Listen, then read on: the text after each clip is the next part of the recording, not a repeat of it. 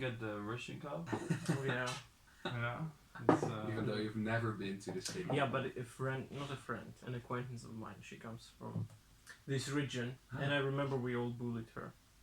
Oh, So because when so I saw it's like a bad place yeah. to be from? Yes. Why? No, it's because there is a dialect, and that's a not nice thing, you know, because you don't speak Porsche, like you don't speak BBC language. Yeah, I see BBC language. Yeah, I think that happens in the Netherlands as well. But Like we made fun of people. Proud. Hmm? People are proud here. Yeah.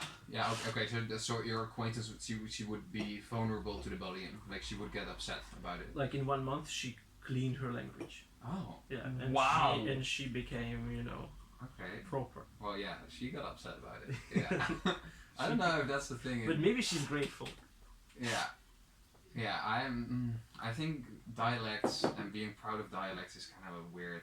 It's like a micro nationalistic idea, right? You're not even nationalistic. You're like regionalistic. You're like, I'm from this region. I'm so proud of it. Yeah, like Friesland. Yeah. Actually, before I never, knew that it existed until I moved here. There are Frisian people who are proud of their piece of land, and then they're saying like, beyond Friesland, there's the end of the world. It's only Friesland. Yes, definitely. And well, people also from Italy also proud of Italy regions. Italy has it a lot. Yeah, I met. But it's just weird, right? Because like if you say like it's weird that like the people are proud of small pieces of the country or countries.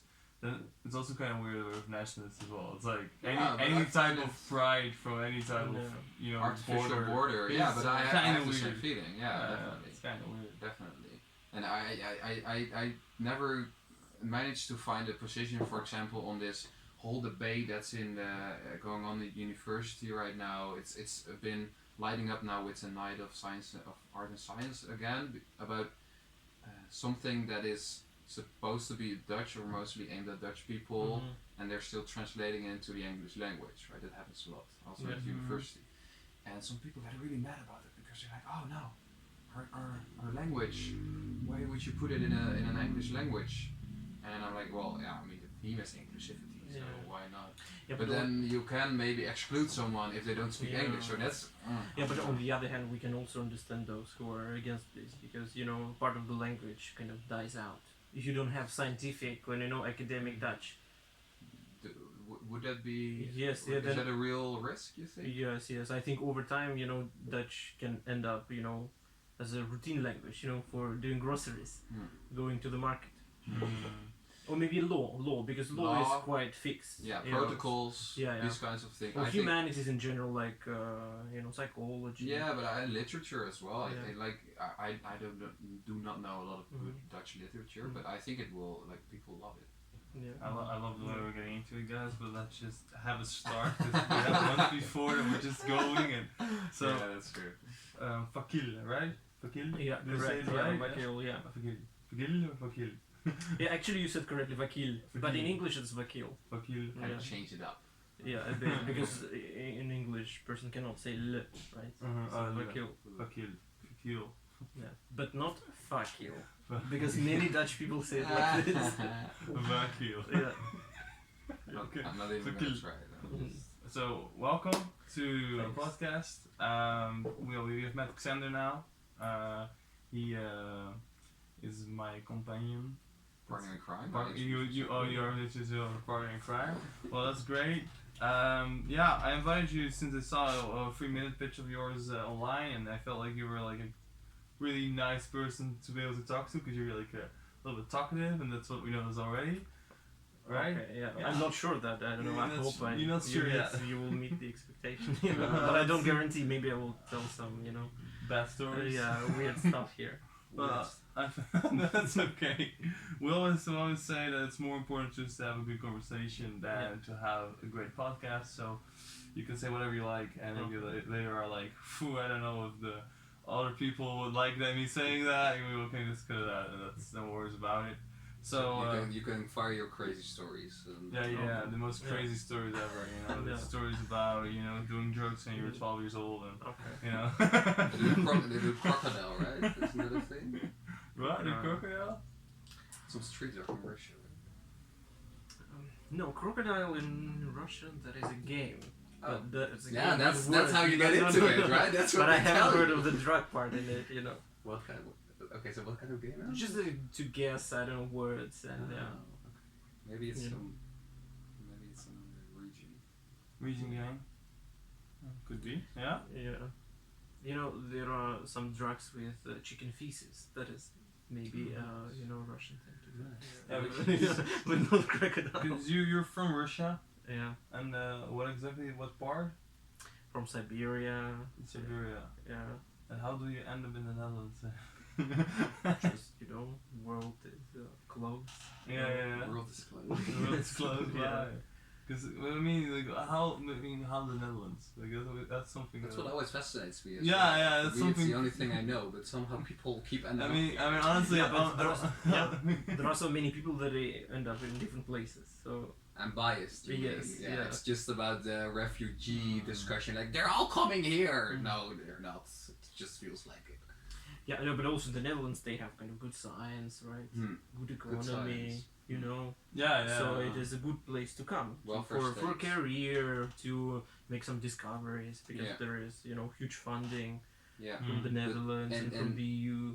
In what sense was it a pure voluntary choice to come here, or were there a few So- options for you to? Yeah, so it was my choice also, but also it was convenience, because my faculty in Moscow has a connection with Leiden University, Mhm. and then we had an internship there Okay. in the third year, and then I found out that the Netherlands is actually Yeah. a nice country. True. Because a lot of the I things know. that you say about science and stuff, they also apply, for example, to Scandinavia or other Yeah, kinds of- but you know, after these 4 years of living here, or 5 almost years, so I think that the Netherlands are the best choice when it comes, you know, to Europe. Like Okay. it is a trade-off of many things. You know, Mm. if you move a little bit south, a little bit north, west, or east, there will be other things. that are, it's a you know, nice stew. of Yeah, everything. stew, but also it's right in the middle. Like it has advantages of many things and not so much disadvantages. To what sense have you been able to compare to other cities? Other countries? By traveling, for example, and seeing how things are organized. So this is a market difference from the south of Europe. Yeah. Yeah, but also going to north to Denmark, which is quite similar to the Netherlands. Yeah, I heard. But then, you know, I went there in January and it was super dark. And then it was for me, no. No, thank you. Even No, thank darker you. than here, Yeah, well, it's yeah. more- Darker, but Yeah. also they have this, you know, attitude to the saving energy. Okay. And Copenhagen in January is a super dark city. Because I- all the lights are out. Yeah. I also come kind of from a northern, you know, Yeah. country of similar climate, or Yeah. harsher climate than in Denmark, and also dark winters. But there are, you know, lights on the street. But Copenhagen for me was like a dark city. Okay. But in the Netherlands, that's not the case. And then And we have a lot of people. Yeah. For like such a small country, I feel like that makes a difference as well. It's like Crowdedness wise, you mean? yeah, but also like many if you have many people, everybody brings something to the table. So you have kind of everything, and like because everybody just lives here. It's just a small like area. So we have kind of the German. If you're German and you want to move to the Netherlands, it's fine because there are enough people here that kind of have this culture Still here. blend in. Yeah. You can Yeah. still blend in. You can Yeah. just find your group of people because there are so many of them. It's such a small area. Yeah, but also everybody speaks English here. It's nice, Yeah. and then people are more or less relaxed. But then, That's right. but then at the same time everything works. So this is the best combination. Multiculturally. But it is not so. I mean, it is.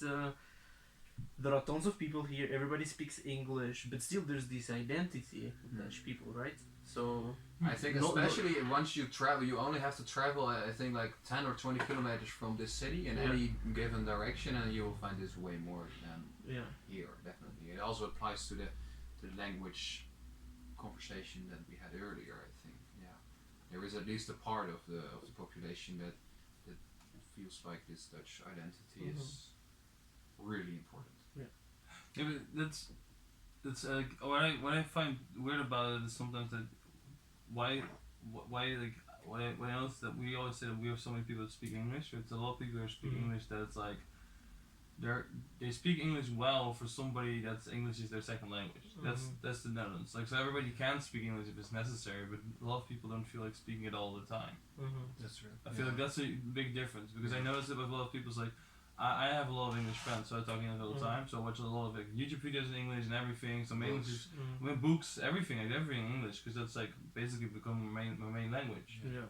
And then you see a lot of people around me who actually don't do that. They still look up most books in Dutch and they see most YouTube videos in Dutch. And I see that sometimes a disadvantage because the internet is bigger in the English version and therefore has more quality. Yeah, but that's not bad. We shouldn't criticize those people. You know, I also listen to half of my, not half, like I think 2/3 of all the podcasts that I listen to are in Russian. Yeah.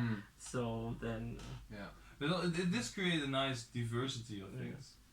That's a nice thing about it, and everybody has opportunities. And Yeah, but there, I think that this balance is important for people to try and maintain. That there's still a lot of the language they speak or the media they consume is still in Dutch because maybe it's just easier, and I could see why. Like you see a lot of, for example, the housing processes here and getting a room. A lot of the student houses they don't want English speaking people because then you're gonna have to make the switch all the time, and I guess that doesn't come easy always. Well, I get that. Yeah, but this is not like terrible problem. No, we shouldn't just force people to change the identity, the way of behavior in any way. That's much better than in many other countries. I wonder to what sense because you've lived in Russia for how many years?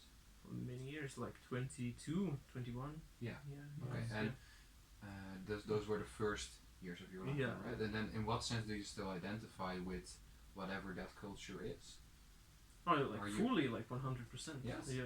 So, especially after moving here, that is the weird thing, you know. Like before, I always wanted to, you know, for some weird reason from my early childhood, I wanted to move to America. You know, American dream. Yeah, American dream. Like American books and movies fascinated me, and you know. And then I moved here, you know, closer to America. But then, you know... This was like your first step towards... Oh, I mean, it's true. It's closer, not only in distance, but also in culture. Yeah, of course. It's Western. Yeah, that's true. It's not only Western, but I also consider Russian culture Western. But I mean, compared to any other European countries, maybe the Netherlands are closest to America. Although now saying this, I'm not so sure. Because you have these communistic tendencies, but anyway. Maybe United Kingdom is even more. United Kingdom much closer, yeah, I agree. But after United Kingdom, anyway, what I was saying. Maybe Germany. No. Okay. So, and then here I started identifying myself as Russian. Surprising. And why do you think that happens? Because I think it's a process that happens in a lot of people. People. Yeah. But I've never experienced it myself. So what triggers that then? Why? I don't know. You just see how people, you know, behave from other countries. There are tiny differences that make a difference. For example, somebody whistles inside a house. For me, it's like crime. What did they do? Like whistling under the roof. Oh. So for me, it's one of the first shocks in the Netherlands. How, you know, can a person whistle in a house? It's so improper. It is like crime against politeness. Because you're like interfering with someone's... Yes, and also, there are like superstitions. If you whistle, you don't have money, and blah blah blah. And I grew up with this, you know, and many people, that is a kind of cultural code. Or like Germans especially, they like to blow their noses so, you know, loudly as if they blow a trumpet. And they're making music. Yes, and my heart dies when I hear this. Because, you know, in Russian society, an intelligent one, you just excuse yourself, you run quickly to the toilet, you turn on the, you know, water tap close the door, you know, clean your nose, and then return to the meeting, but not at the meeting, you know. So these are these tiny things. So a lot of these examples that you name have a lot to do with, let's say, appropriateness and maybe keeping in mind someone else's comfort almost? Yeah. Would that be a general way to say? Yeah, but this is only part of thing. Yeah. Another part of things is how people interact with each other, you know, because among Dutch people there is some kind of, I think, coldness, more or less. I think the perception of your personal space is bigger. Of like an individual? Like more individual, maybe in a way. Yeah. Okay, that. We're very individual, More isolating from each other. How is it in Russia then? Like how would you because I can totally identify myself with the fact of like being an individual, feeling that way as well. Like I have it very much. Yeah. And how would you compare that to like Russia and for instance if you ever talk about friendships or something, would you recognize it in that? Yeah, I have a feeling as if, but maybe I'm completely wrong. No, that's fine. But I have a feeling. Disclaimer. Personal. Probably I'm completely wrong because here it's a multivariate analysis. You know, here there are different components. So I moved here to work, right? I'm not studying anymore. But all my life in Russia was studying. And when you study at school or at university, you are given with tons of people around you. Different climate. Yeah, different climate, but also people, they are, they're eager to interact with each other, to make friendship, because everybody's just moved to this condition of school or university. And then I feel as if in Russia it was easier to make friends, to meet new people than here.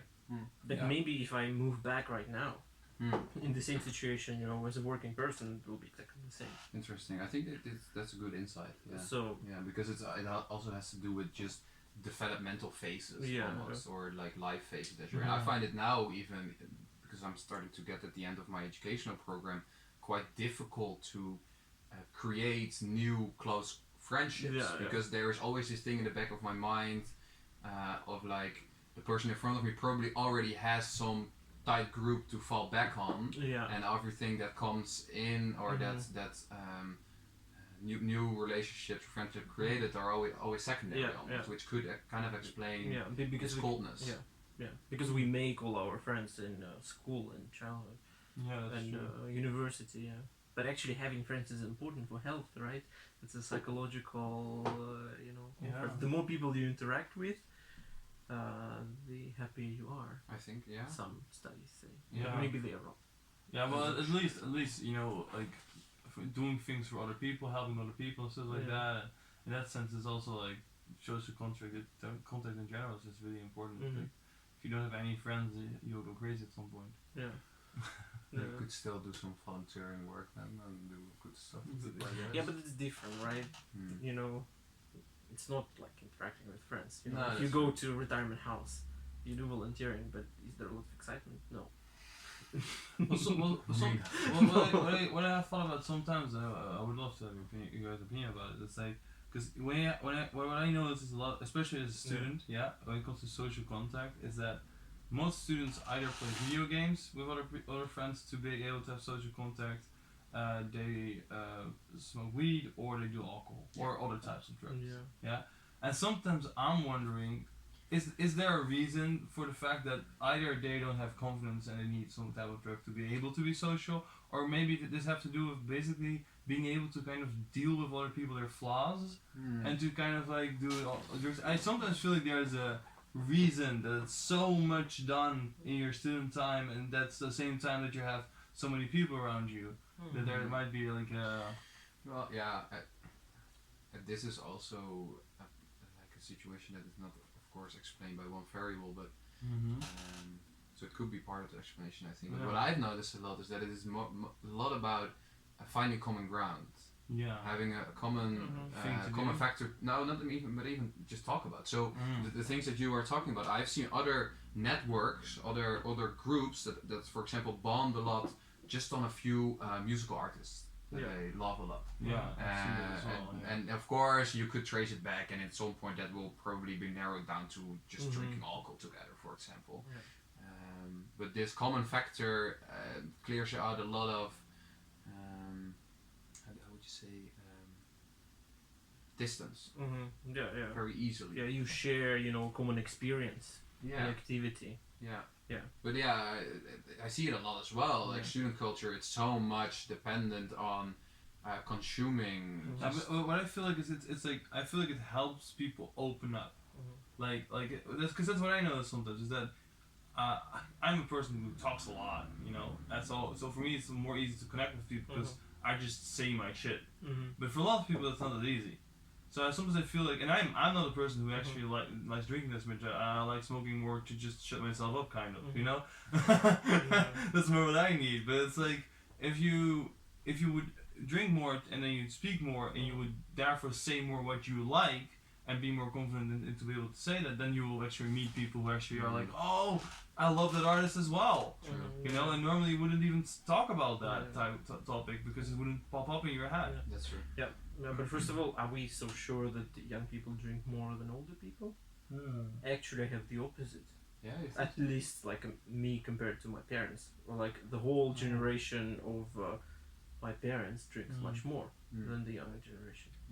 Maybe it's country to country difference, but maybe even in the Netherlands it's also the case. Well, I do know that some of the organizations that make guidelines for like addiction and consuming, they kind of make separate rules for students. Yeah. I was like, okay, so I don't know what's the thing like, isn't it like 24 alcoholic drinks a week? Everything above that is considered a lot, something like that. Yeah. But then there's this disclaimer like, not if you're a student, because then it's kind of to be expected or something. Okay. So this says to me that there is probably a peak. In this, students almost can't be an alcoholic. Yeah, that's almost like a rule. Like it's like a student can almost not be an alcoholic. Like well, of course, if you experience trouble from it, sure. Yeah, sure, but I have a completely different perception. Yeah, kind of in my student times, maybe I just was in a nerdy group, but probably that is the case. No, just we were studying. I don't know, going to a museum or to a club, but not drinking so much. Okay. Where was this? In Moscow, where I studied. Yeah. Okay. Interesting. That would be interesting. Yeah. Wow. A lot of vodka or? No, not a lot. No. I know a lot. Yeah, I don't like vodka. No. Only parents they like vodka. When they eat, they drink. Really? Yeah. And I do have this image in my mind That's that more like countries more to the east of Europe or in the eastern part of Europe are more heavy on the liquor, especially the older generation. Yeah. I'm not sure if that's actually true. Yeah, that's probably true. Yeah. So there are like 3 types of countries: wine countries, beer, and liquor. Yeah. I can see it. Yeah, because I see my parents, and I think that's quite Dutch, is the fact that they always drink wine with dinner, and then sometimes later in the evening they have a beer. And I don't know, I have seen a lot of people do that. Like that's quite normal in the Netherlands to just drink wine at dinner, you know. But it can already be like 3 glasses, like a beer, two glasses of wine at dinner. It can already be 3 glasses a day. It's quite a lot. Like if you look at the guidelines. It's a shot of vodka or something. Yeah, it's like a shot of vodka every day. It's like it's quite a lot actually. And if you then compare it to student or something, like I don't think the students. Okay. Yeah, because they're drinking beer also because that's cheapest. The percentage of alcohol. And the difference is it's concentrated to a few moments a week where you just consume a lot and not spread evenly. And I have no clue what the health implications are for that. I don't know. No, I don't want to know. I mean, because I think you can drink like 1 glass of wine a day, then that's considered healthy. But more than that, it's already unhealthy, and I believe that most people drink more than that on average every day. So I don't really believe it's a healthy thing. But why would it be that there's a difference between like some countries drinking more liquor? Is it just taste, culture, or is it more different kinds of liquor? What do you mean? Well, for instance, Dutch is it's more of like a beer country, like Germany, but like Russia is more of a liquor country, I believe. I don't know if you guys drink a lot of beer. At least we can say why some countries are not wine countries, because grapes do not grow. But beer is quite easy to make. I don't know. It's a complex thing, I think. Also, in Russian history, there were periods of time where the state actually encouraged people to drink vodka to earn more, because on vodka in some countries you put a label that is a tax on alcohol, so that per every bottle sold, the state gets a little bit. And then the state encouraged a lot people to drink, and this happened in 19th century at least once, but probably it happened more, so that people, due to ideology, propaganda were encouraged to consume more so that the state earns. Interesting. Yeah. A bit like a state gin from 1984, George Orwell's. They have that as well. Yeah. But then it's mostly to numb the population. Like it's not Yeah. actually to make money, but to just keep them down. Yeah, because the people are the new oil. People are the new oil. So you by taxes are the major source of income. I get what you mean. Yeah. I cannot imagine that happening in the Netherlands at this current age. I think because it like health concerns are so much more right important. now it's probably impossible. Yeah. You couldn't get away with that. I think. There's always conflicting belangen, conflicting. Doesn't matter. There's always conflicting motives, of course. Like some organizations, like tobacco companies, of course they want to sell more stuff, but I don't think it will get through. Yeah, but I'm talking about the history. And then at some point it is imprinted, it becomes a tradition. And people already don't remember that it was artificial. Because I also kind of believe that, or I've heard sometimes, I don't remember when it was, but that in like just generally countries that it's colder, people drink more like heavy alcohol because it helps against the cold. These kinds of things. Yeah, well, it's culture. It's cultural and all its influences. I think, and I always find it quite fascinating. What the place of alcohol in a country's or a region's history, because you can trace it back so far that it's even impossible. It's almost impossible to give a clear answer of. Like you just ask why this division is there, for example, why there's more hard liquor there or there. It's such a pillar almost of a lot of cultures, consuming these kinds of not only alcohol, of course, like cannabis also goes back very far. And then like related to the thing you just mentioned about social interactions and these kinds of ways to bond. That I think it has a long history of it being consumed in these kinds of situations. But it's it's complex to understand, but it goes back to history. So we can look at the Czech Republic, for example, and Poland and Russia. So Czech Republic, Czechs, they are Slavic people, like Polish, but the predominant drink there is beer. They're famous of brewing beer. But Polish people are famous of vodka, like Żubrówka. And the difference between them is that Czech Republic was constantly together with Austria, with Germans. So probably they got this beer culture from them. Whereas Poland was not so much influenced. Was influenced by Germany, but by Russia more. More by Russia. So there are these influences. So what other like things are in the Netherlands that you were like maybe surprised by the way that we do things? Because you already said about Germans like sneezing their noses very loudly, but I'm always wondering about Dutch cultures and what's kind of weird about our culture sometimes. It's like there are so many weird things that now I cannot remember.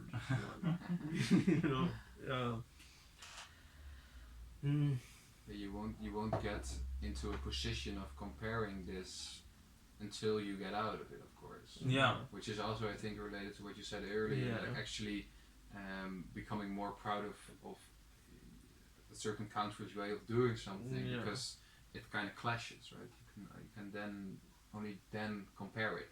There are things that I like. Okay. Like Dutch people are mostly punctual. If you agree to meet on a particular time, you will make it. And working with Dutch people is very convenient. Everything works. This I like. The whole working culture. 9 to 5 work. Conditions. Great. This is so great, and this is something that surprises me and makes work and life here pleasant. Well, that's different in Russia? I think it's different from the rest of the world. Really? Or maybe some Scandinavian countries Like have the same. Yeah, because here it's really in the culture that you don't work after 5. I mean, nobody expects you to sit in the offices. Whereas the offices, no. At home probably, but that depending on your motivation, etc. But not in the offices.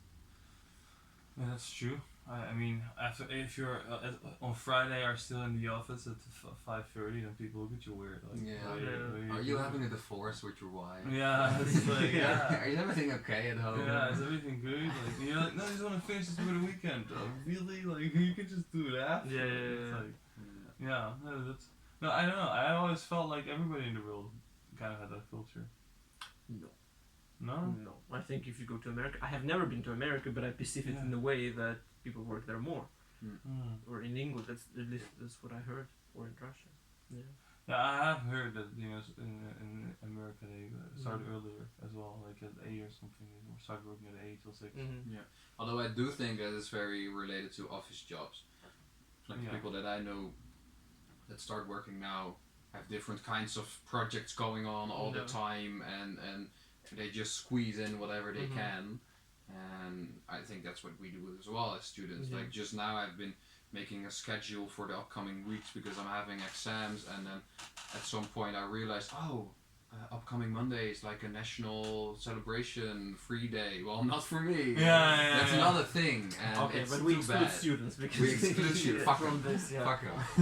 Yeah, but it's still even like for me, like if I make a schedule as a entrepreneur, like for me it's like I don't plan shit after 6. Like if I plan shit after 6, that's just weird. It feels weird to me. Like it's like I don't know. If I'm working, especially because what I like to do is at the end of the day I'll earn 5. I do some sports, and after that I technically have time to do something. Yeah. But I was like, should I do something? It's like I don't know, like.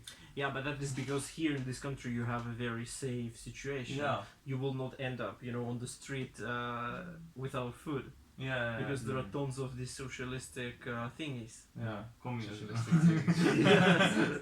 Socialistic thingies. That defend you, But which kind of, on the other hand, on the other side of this socialistic thing is punish people who maybe want to work more. So that is like the whole thing that I tried still to figure out for myself. Is this system in the Netherlands good? Good. I mean, it seems good for individual people. Yeah. Maybe they are happier, but for the long-term progress. But this punishment, where does this come from? I mean, these high taxes, which bothers me a lot. The skills. The more you earn, the bigger the percentage, which for me is the most horrible thing imaginable. Because then you're maybe less motivated to do this? Just somebody, not the state, punishes you. Not punishes, steals money from you. The state didn't work, right? But you worked a lot. You earn 5,000 euros. Why do you give them 50% of it? That comes a big discussion in the fact that is it you or is it your genes? How far is it your genes? Or the society that helped you. Yeah. But genes. But it's not only genes, right? Yeah, it's not only genes. Yeah. For sure. You would like to have a bit more approval or maybe prize for the stuff that you do then, right? So if you work hard, you should earn more. And it should be your decision how you spend it. Yeah. So ideally, the percentage of money that you give is the same for all people. If a person earns 10 euros per month or 10,000 euros per month. It should be the same percentage. The thing for me is that's not like, for instance, like I would say that I'm quite lazy. Like I'm a person who always thinks about how can I do the least and get the most result. Yeah. So and I'm very good at that because I've done it. That is a good approach. Yeah, it's a good approach. It's a good approach. That's the way I've learned things to do things. But then somebody can be working way harder than me, like 100 hours a week, and I can just still beat them in income. It's like but that's their problem, right? Is it like I don't know? Like it's still like I kind of feel like the IQ, the capability of being creative and stuff like that is not equally divided. Like because that's how you would beat them. By just being figuring out more efficient or maybe seeing opportunities. Yeah, better. And I kind of don't feel like that it's equally divided. Not everybody can be creative. Being creative is really difficult. Yeah. So that's like, and most people who are creative earn more money because they're creative. They can see opportunities. They can link things together and then start shit. Yeah. But I think it should be, already enough. You should donate already enough by the fixed percentage, not with more. But it's not just more. It's because that's saying just more is like it's more above a certain scale, Yeah. right? So it's not just more. It's you pay the same till you earn the same kind of, and And after everything above that, that. everything above that you pay a higher percentage. Yeah, above. yeah, but then you force people to be equal. You know, you kind of you restrict, you know, people who earn more to be closer to the people who earn less, which is, in my opinion, a horrible thing to do, because you know, all of a sudden the state and the society, the majority, dictate this individual and suppress this individual. This is the whole, you know, problem of the masses. It's like actually the same philosophy as saying a woman not to do abortion. Okay, yes, Yes, because you know it is the mass of people coming up with a particular rule, and you know saying to this individual, woman or person who earns a lot, you don't behave like this. No, you don't do abortion. No, we take money from you because we decided like this.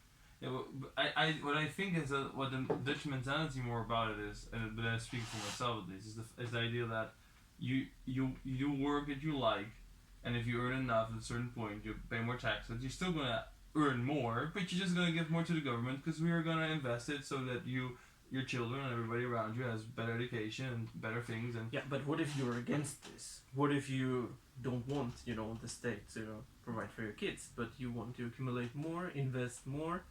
Buy a house in some nice islands in the Caribbean. You know, it's your freedom to do this. But then you go to America. That's not the way that I believe that the Netherlands is built, because it's like we're more a socialistic country than a capitalistic country in many ways.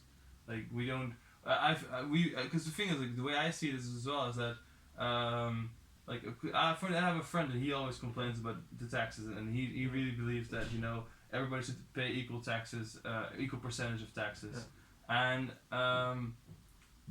but I always like kind of tell him like, well, you went to school here because, you know, we pay, you know, certain people pay more taxes and we have money because of that.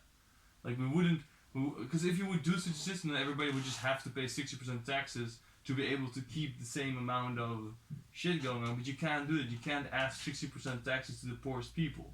Like if you do that, they don't have any money at all. It's like you don't let them work at all. So you have to, and so to have the same type of wealth in a country, you do need to ask or have higher income somewhere coming from.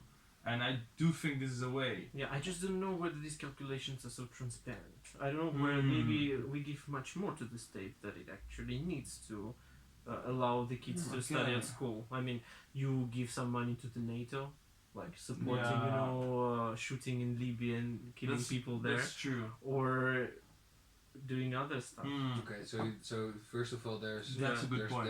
That's like a really good point. I really like that point. Yeah. So maybe calculating taxes yours, or at least, you know, you have right now it's so possible. You know, you go with the digital ID to a website where they ask you, okay, how much money you want to give this month or this year for education, for science, etc. And you yourself decide to do this. So I'm not sure if people are altruistic enough to but no, you have to spend some. You have to spend some money. A certain percentage. So, certain percentage. But then you you can decide where to. That would be. I have thought of such a system as well. I do think.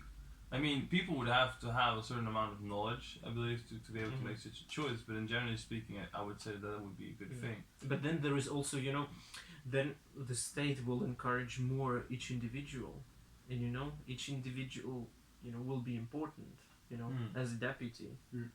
For the, you know, it will be not just, you know, faceless mass of people, but each decides. You know, so each one is more important.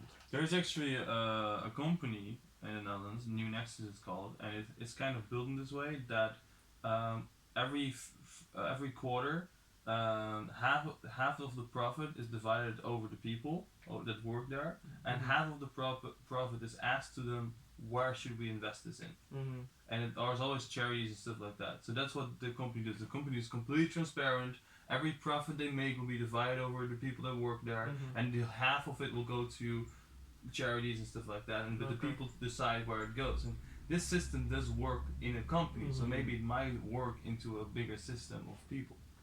that you do that, like taxes towards Yeah, so it is more direct democracy. Yeah, I was just going to say it's quite a democratic process. Yeah. Although I think what you raised as well, like the lack of knowledge, that's a problem. Yeah. And that's of course also why, to me, it doesn't feel as much as being maybe oppressed by states or being pushed in a certain way by the state, but more lifting some of the troubles and the problems from my shoulders.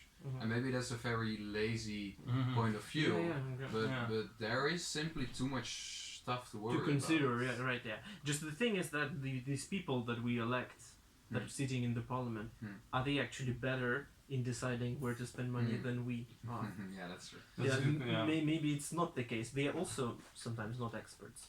Yeah. They also listen to the expert opinions, right? Sure, and I mean the whole concept of an expert, that's such an interesting concept, because we put so much emphasis on experts being in certain positions, advice group, think tanks or whatever, but there are no actual requirements to being an expert. Yeah. Like as long as you stand up every morning and tell yourself, I'm an expert on this subject, I'm sure that within 10 years you will be in a position of being an expert in that subject, simply because you feel like you are. And so there are some formal things, right? If you did research in this for so many years, and then of course. Then you're and maybe if you've written a book about something, you can be perceived as an excellent expert on it. But writing a book isn't that difficult. Well, at least coming up with the content of a book isn't that difficult. But also, understanding social issues, economy. It's not enough to have one expert. No, you want the whole spectrum. Yeah, definitely. But the question then is,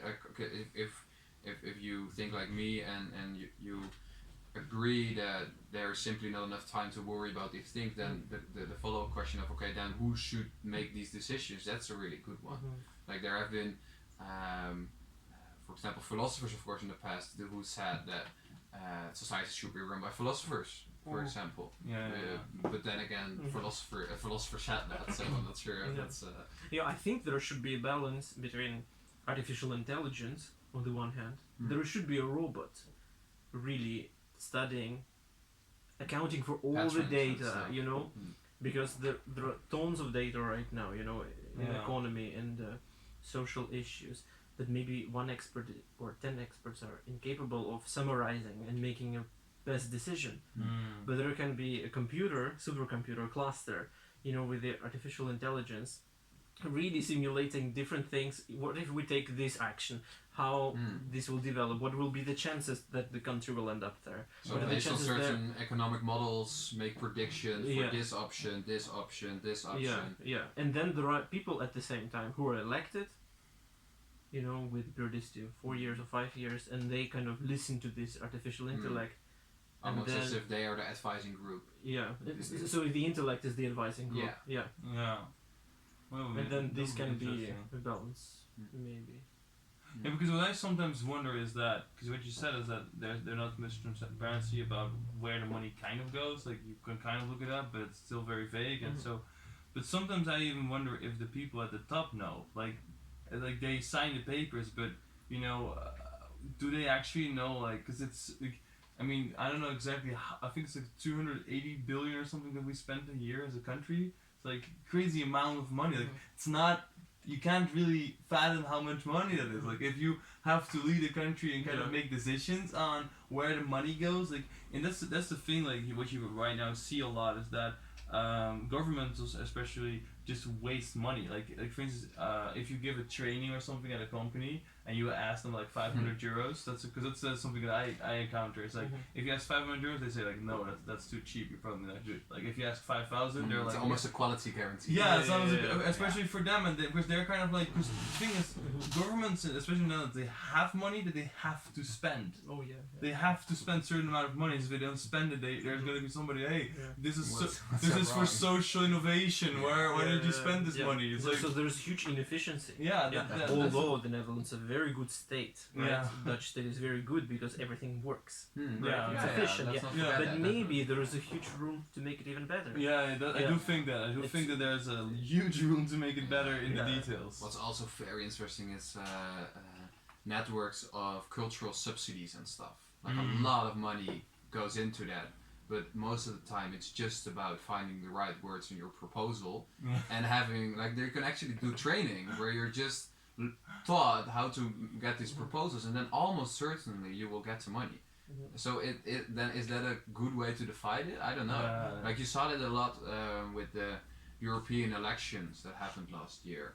They're the European nation. They put a lot of money aside for individual cultural projects where you can just apply, and you can ask them, okay, we're making this activity or this event happening where we're gonna tell people, or we're gonna have a debate, or we're gonna throw cakes at European parliaments. I don't know, and as long as you find the right words, then you will get the money. And I don't know if that's that's how we divide it. I don't know. And you saw that, for example, I don't know if you followed Vice in the time around the European, but they had a lot about the European Union, and I think that they simply just raised some kind of fund, which make them able to make all this media around it, because they interviewed people on different issues and stuff. But I don't know, it just feels inefficient. Inefficient, almost. And then there is also, corruption. Also, I'm coming from very corrupt country. The state is very corrupt. And I thought that maybe in the Netherlands it's more efficient. There will be less of corruption. But there are actually things that I see that have the same pattern of corruption. For example, at university, which is University of Groningen, which is funded by the public money from taxpayers, right? So if you want to print a poster, for your for a conference, before you could do this in any printing facility in Groningen or anywhere. You just print it and then you submit the receipt and then you're reimbursed. But not anymore. Right now you print it only in one company, and this is like typical Russian thing, Then there might be a rector or somebody whose son or daughter run this printing facility, which is, and then only there, by the internal rules of this organization, you can print. And then when you see such things, of course, if you establish a monopoly, you just put a high price, and then you get money, and you use the taxpayers' money for the work that can be, done with cheaper. For sure, way cheaper. Yeah, so there are these inefficiency things. So maybe if there is an artificial intellect that really calculates everything, it would prohibit this.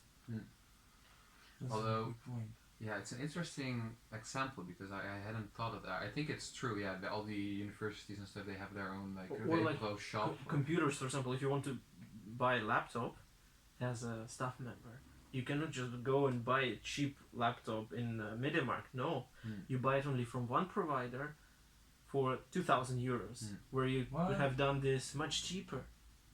So this is the use of money. Although I do wonder, because until this point it's just observable stuff, right? We can see it happen. You can see the fact that you can only buy it here, but everything after that, where we try to explain what's happening, we're not sure. We're not actually sure if it's some sons, this we don't know. It might be just inefficiency. Or it could be partnerships. I don't know if that's more morally correct, but it's because that's the same thing that happens with the canteen. Is that the fact that the thing is so when you have a really big organization like the university, it's like okay, well, the catering, we can do it ourselves, but we're very bad at it. We don't exactly have a specialist on it, and we don't know how to deal with that. Let's just, contract somebody outside it. But what then happens is that basically, we'll give them, we'll have a contract with them, we'll give them, 6 million for doing the catering for the whole year, And then the catering company is like, we have 6 million. Well, we only have to use 3 million to do it, and then they keep 3 million. So it's because the thing is, the university is so bad at doing these things efficiently that they just put out the money and ask somebody else to do it for that amount of money, and then somebody else is like, I can do it for way less than that money, so let's give me that money and I'll do it. Yeah, but for me it's suspicious. Maybe it's not just randomly inefficient. Maybe there is some kind of systematic inefficiency on purpose. Yeah, there's some people that know each other in the lines and that they earn money on that. Yeah, because the university canteens, they're horrible. Like on Zernike. But they are not only horrible, the quality, the prices there are so high. Yeah. Like to buy diluted soup. You pay already so much, and then it's everything is suspicious. Yeah, and there are no rules about it as well. It's like the university's not being like telling the catering company like, okay, you can do the catering, but we want to have sandwiches for €2. It's like or something like that, or $1.50. That's what we want you to do. If that's not there, you're not allowed to do it. But it's like, no, you can just do whatever you want. Then we don't have to do it.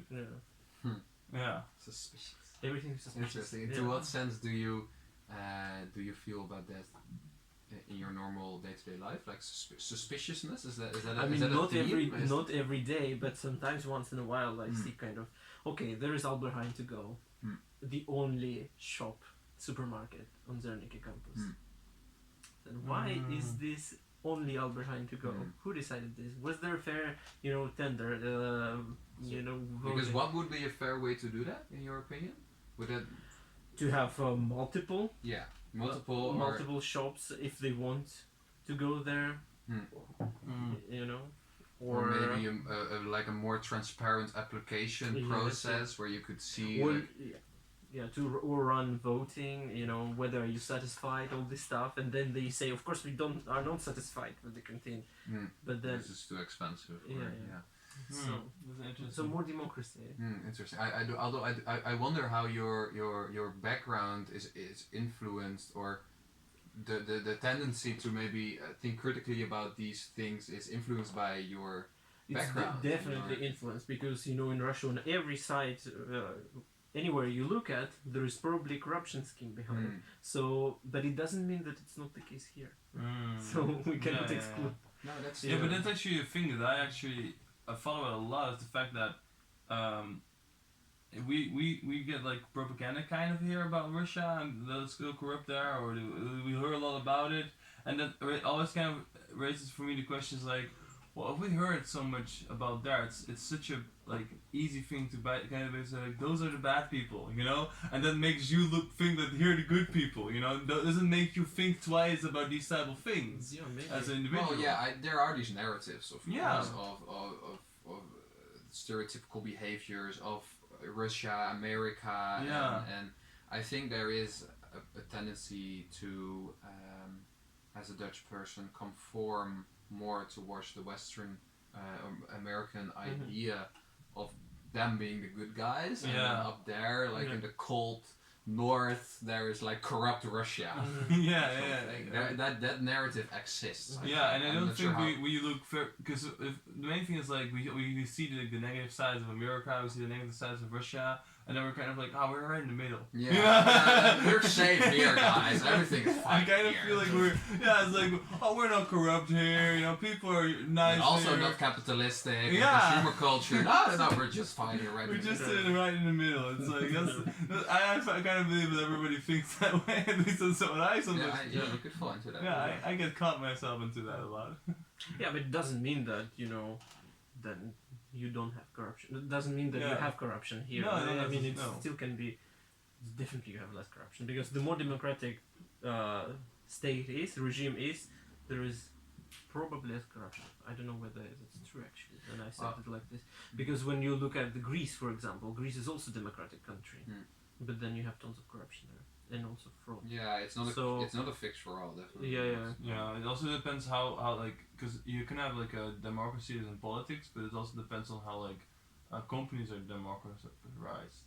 Because for instance in America, like you have a lot of corruption in a company as well, like companies stealing money, of people stealing money from other companies or in a company, or companies basically having a monopoly in certain areas and then corrupting others. Because you have, for instance, a great example of that is that if just glasses, is that like 80% of companies that create glasses is owned by one company, and the other 20% of the companies that make glasses is basically have to have a certain price, because if they don't have that price, then that company just puts all their glasses in sales, and then those companies just go bankrupt and they buy them up. Okay. So that's just like these type of big corruption schemes are going on everywhere. It's kind of not allowed. But is this corruption? Yeah, it's not that corruption. is It's not. that pops in my mind. It's not. It's just just.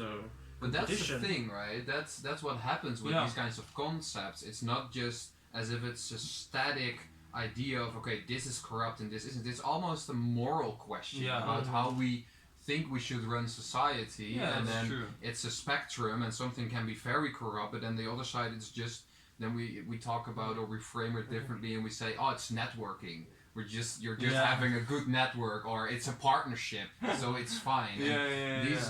I'm not sure if it's so crystal clear of what is a corrupt. Yeah, because if you have a friend and a friend of yours, that has a printing company and he can do the printing way cheaper for your university that you're the lecturer of, and you contract him, and then that is good for you, and then he has another friend that knows people in America, and then your son can study there for free because he knows. It's like, is that corruption? I don't know. It's very convenient. It's very convenient, but is it corruption? Yeah, and I think the idea of what is corrupt and what isn't also changes a lot over time. Like I had a tour through the university building of the psychology, the Heijmans building.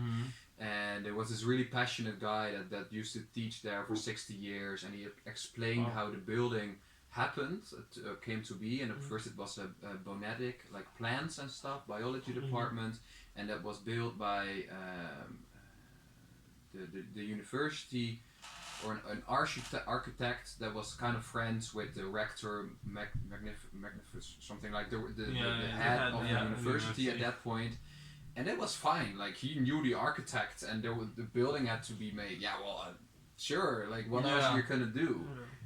But now looking back at it, that is perceived as quite a corrupt thing to do, because I don't know, it wasn't fair. So that's my question then, like what should be a fair alternative? So basically, you should be fair in a way of like democracy, in a way that you although you have a friend who could do it, you should still look at all the options and pick the one that's best. Yeah, but maybe this friend is the best option. So exactly. The thing is this: if you work in an organization and there is the particular goal of this organization to, if we look at the company, just increase the profit, right? That is the ultimate goal of the company. Yeah. And if your actions, contradict to this goal in favor of your personal, higher income, then it is corruption. But if it's not the case, if you hired a friend and then the company, flourished after this. But also you earned something, but as long as the company flourished more, that is not corruption. Okay. Yeah. So although the whole idea of basing yes or no corruption on flourishing and profit, that's already one perspective on it. Yeah, but we just need to define the objective function. In company, there's the only goal of the company. Profit. Yeah. Maximum profit, always. Yeah, there is no other goal. I don't see another goal. I think there are some woke companies that want the world to work more efficiently and want human rights and want. No. But these are kind of not real companies. This is something. No. The ultimate goal of the company is only goal is to increase profit. All other, they are not dishonest. You're raising a good point. I'm not sure if I don't like it, but I don't think it's that simple. I don't think that a company's always its goal is to just singly make profit. Like it can be, for instance, if you look at Tony Chocolonely, I believe that their goal is to make profit as much as they can through making the chocolate industry as fairly as possible. So they want to maximize profit through an equal thing. Like wokeness is just a vehicle towards profit. Yeah, exactly. But they want to do it through that. If they have to do it around that, they wouldn't. Yeah, but this is their marketing strategy. That they are, giving this image of fair chocolate industry, whatever. But it is not the goal, right? It is their means to end this goal.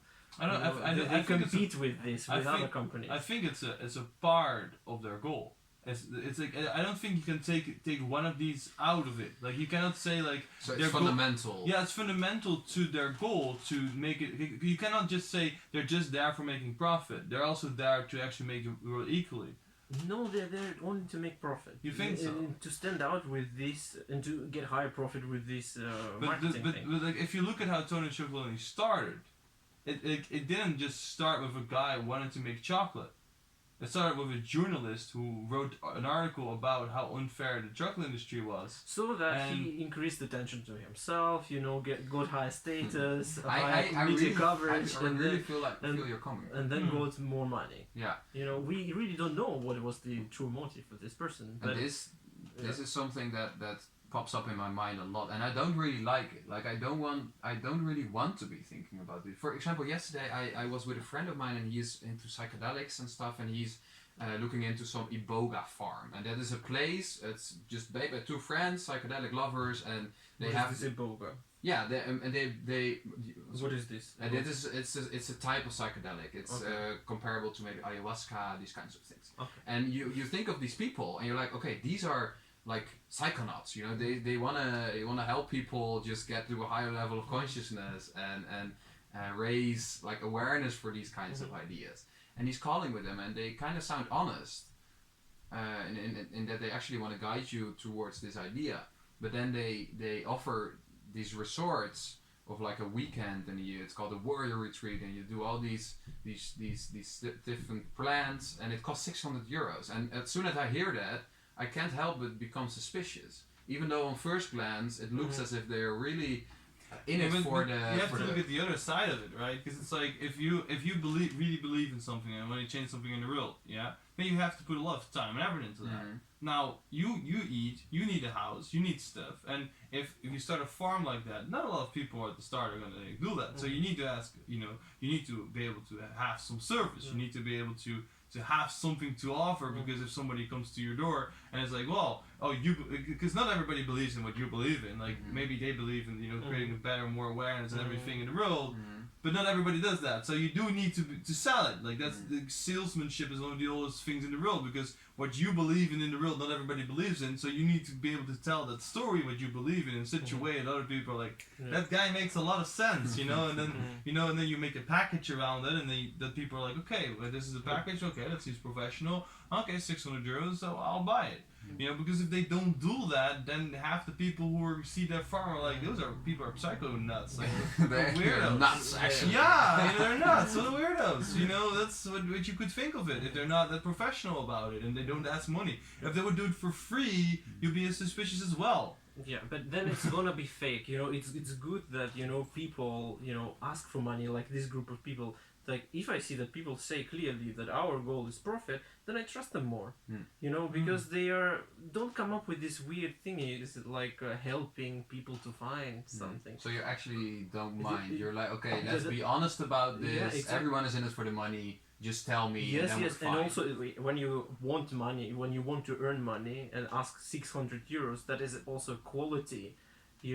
Stamp. Yeah, that's true. You also kind of you want to expect things, want a product. Money in this sense is some kind of... It's a quality guarantee. Quality guarantee, but this is also, you pay for the talent, you pay for the effort, you encourage them to grow. Yeah. There is nothing bad in seeking high profit. If they did it for free, it would be weird. That's just like if somebody would offer you to invite you on a drug farm to have a drug trip for free, you would. That sounds really sketchy. Yeah, you would be like for free doing drugs in a farm somewhere for free. I just don't like this position of money. In it being but what if you would, because I kind of see that money is, because that's why I feel like there's an opinion difference here. I kind of see money as a tool more as because money is not the end goal there. I believe that money is more of the tool towards putting in the world what you believe in. No, I think it's the ultimate end. No, because let me explain. Because if you believe, for instance, in creating more awareness through drugs, the tool is asking money to prove your service. Like you need to earn. Yeah. You believe in that. So you ask money for that because you have to, because you have to earn money.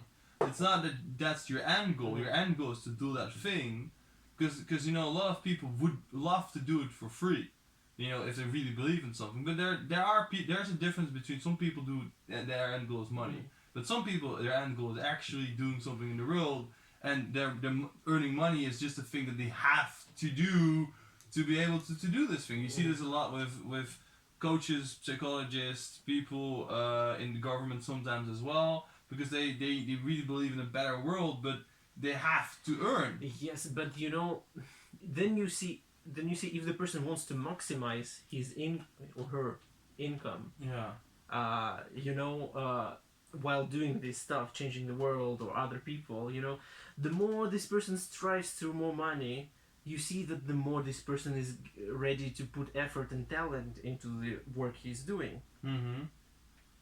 That is the thing. So money in this sense equals to talent and time. But then it's still not a goal in itself. Then you are talking about it in the sense of it being a tool to get talent. No, right? I think that money in the end Fast. is a talent itself. You know, when you got money, that means that you did something, that you created something special. You know, that you achieved something. You know, it's just the alternative of it's still a measurement tool, measurement. right? You know, measurement of what you have done, how well you did it. But also, we need to make. There are also conditions and uncertainty, and then you can put a lot of effort but don't get anything.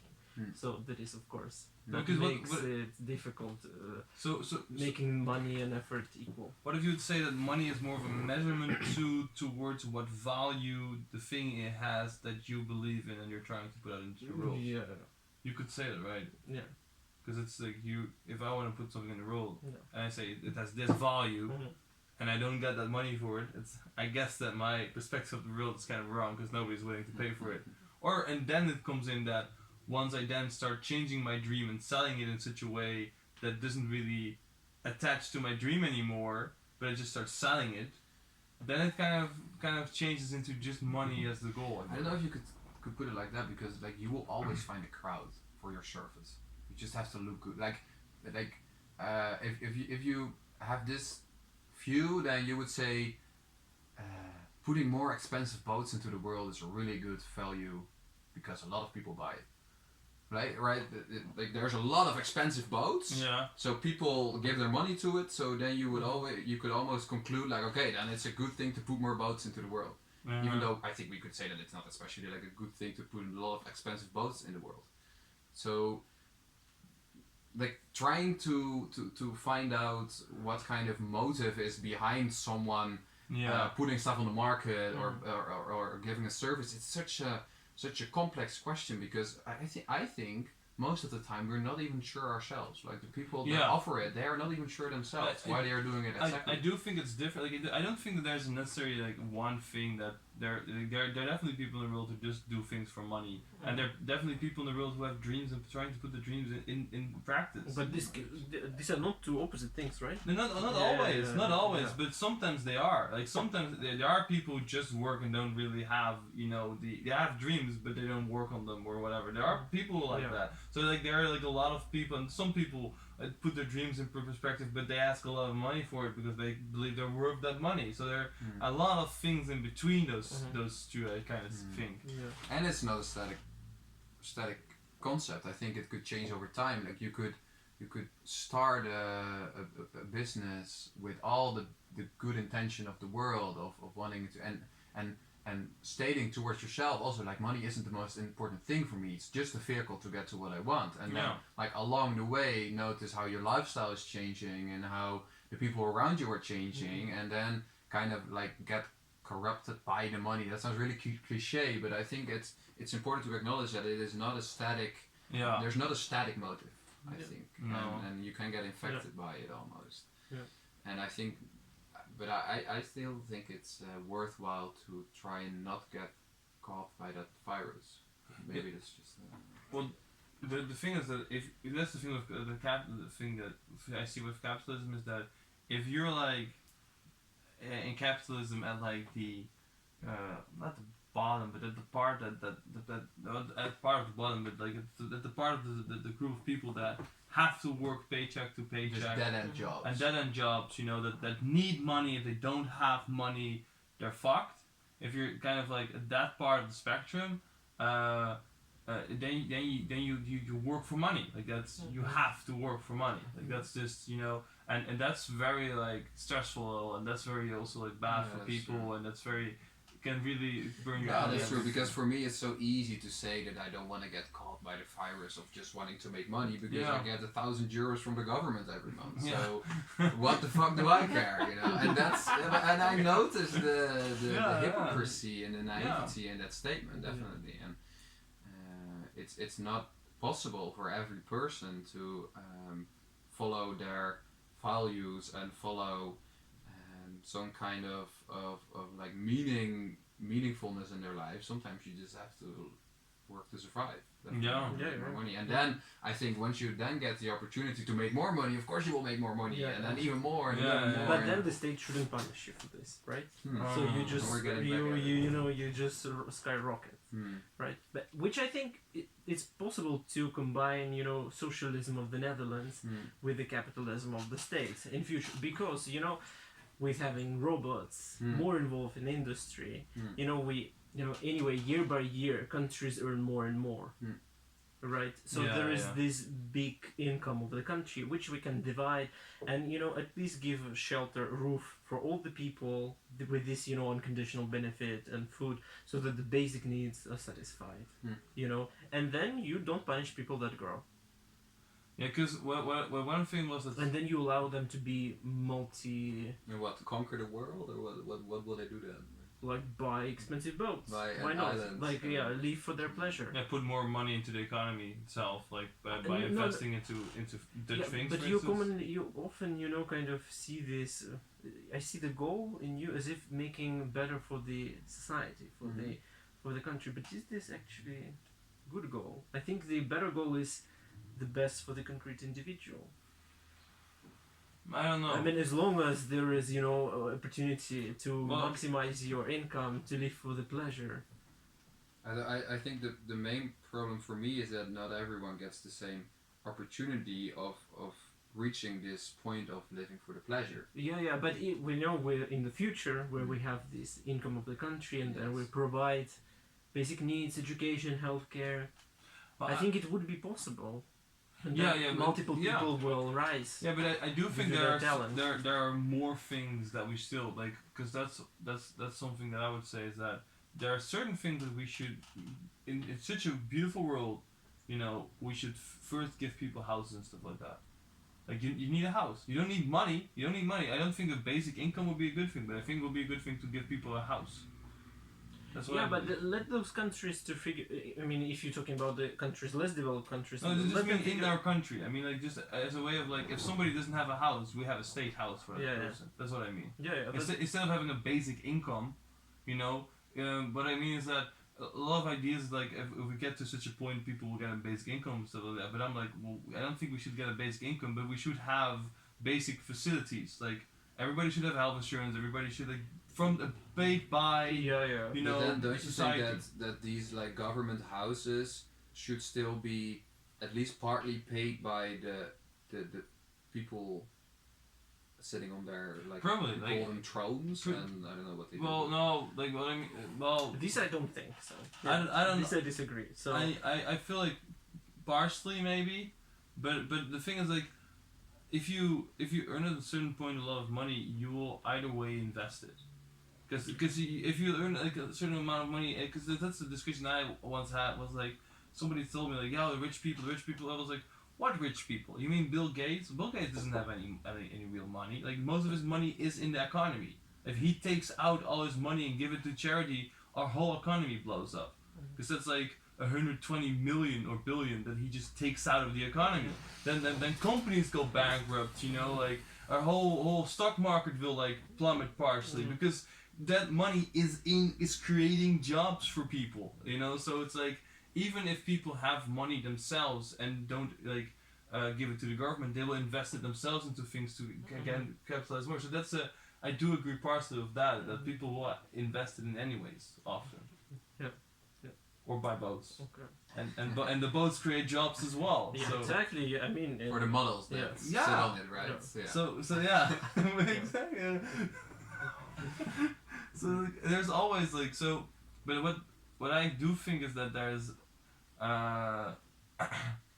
there's no limitation that you want to have on one hand to how high or how rich somebody can get, but you do need money because you want to put like a boundary to how poor somebody can be. Yes, there should be boundary Yeah. at the bottom. Yes. But the thing is, like, I'm not sure if you can fix that problem without. So Now we're wondering where it should I come wish from. Yeah. wish it would be possible. Yeah. If it's not possible, then we penalize a bit. But I think because I feel I don't know whether it's true, but maybe.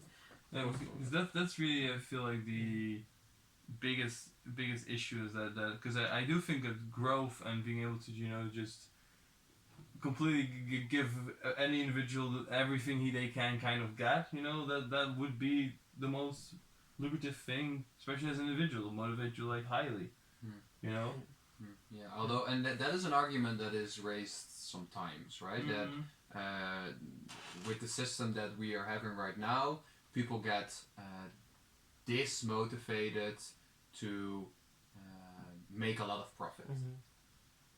Because like as soon as they are above a certain point, why would they even go there? Because it just goes to the bottom again. Anyways. But then I wonder how good of a motive that is anyways. Like, should we even encourage someone to have that be the main motive, or should people try and find something that they would want to do anyways, even if it doesn't provide them with as much money? Yeah, and of course that's easier in a future where all these like annoying little like data input stuff and all these administrational stuff doesn't have to be done anymore. But I just wonder if that is even a motive or an emphasis on money that we would want to try and encourage or not. Yeah, I think we shouldn't encourage anything where like nobody to dictate the people what they should do, right? Free the people. Yeah, people should be free in deciding what they do. Maybe some want to have, just be an employee. But now people are And not some free to choose. For example, if I would want to just make fucking paintings all day, I'm not really free to do that because I'm more driven towards something that will make me a lot of money. Yeah, but then it is your individual choice to do, right? Why do you need the big brother to really encourage you or discourage you from doing something? The complete liberty is the... But like if I would now just be like, I just want to make YouTube videos and sit around all day and just film myself and do that. It's like I could do that, but I wouldn't have any money and I wouldn't. No, but in the future, in the beautiful future, you have the benefits. Yeah, you have your house, you have food. Okay, right? Okay. So you can do this I can non-stop. do it. Yes, Okay. yes. So you just seek yourself, and you also live longer, right? Yeah. So then you can try different things. Yeah, I do think if that's the future that we're heading towards, that would be a good thing. Or I'm not sure about this because maybe you will just commit suicide. Yeah. Yeah, because then you will really, people will be faced with their point of life. Maybe you will end up in a crisis. Well, I think like hedonism will make a. Come back. Yeah, well, I'm not even sure it's gone, but yeah, like hedonism will be a good alternative to this kind of thing. Like, and why not? Why not indulge them just in pure pleasure? Yeah, pure and pleasure. That will keep Sex, you away. alcohol, food. Just partying 27 hours every week. I do think a part of society is actually gonna do that. Like you're gonna have a part of society in such case that's just gonna party, enjoy pleasure, Then there's gonna be like a part of society that is like working for the things they believe in, and kind of they feel like they are above the other people. Like green people, like Christian people, or what else? Like all these fake. They're like those people who just live the pleasure life. Healthy. They're like those people who live like the pleasure life. They don't understand. They're enjoying that. And that is also fine. But you're gonna have those group, and then there might be another group of people who were kind of in between, maybe, or maybe even more extreme towards something else. There will be tons of people who will commit suicide because they will not find a way how to have meaning in their lives. Although I do wonder that. It's an interesting statement, and I like how you bring it up because, as you said, it's really dark. And it's really difficult for me to try and experience how someone else would feel that. For me, like having to make money is more of a pressure than a goal in life. So if that like pressure is taken away, I think I could even live more fully. Yeah. Nothing in me would probably think, okay, now there's no purpose anymore because now I can't work for my the roof above my head anymore. But and maybe you can rediscover yourself, you know. Yeah, I sounds would cliche, but you know, you can maybe become a poet, or I don't find talents that the labor, you know, prevents you right now. And I feel like this tendency or this urge to create, it shows fundamental that it's even definitely more of a motive than making money. Something really cool the other day, like definitely. the other day was on the Joe Rogan show, like Joe Rogan said something in the way of like, if you're capable of making furniture from just wood, you know, and you can make your money with that, that's awesome.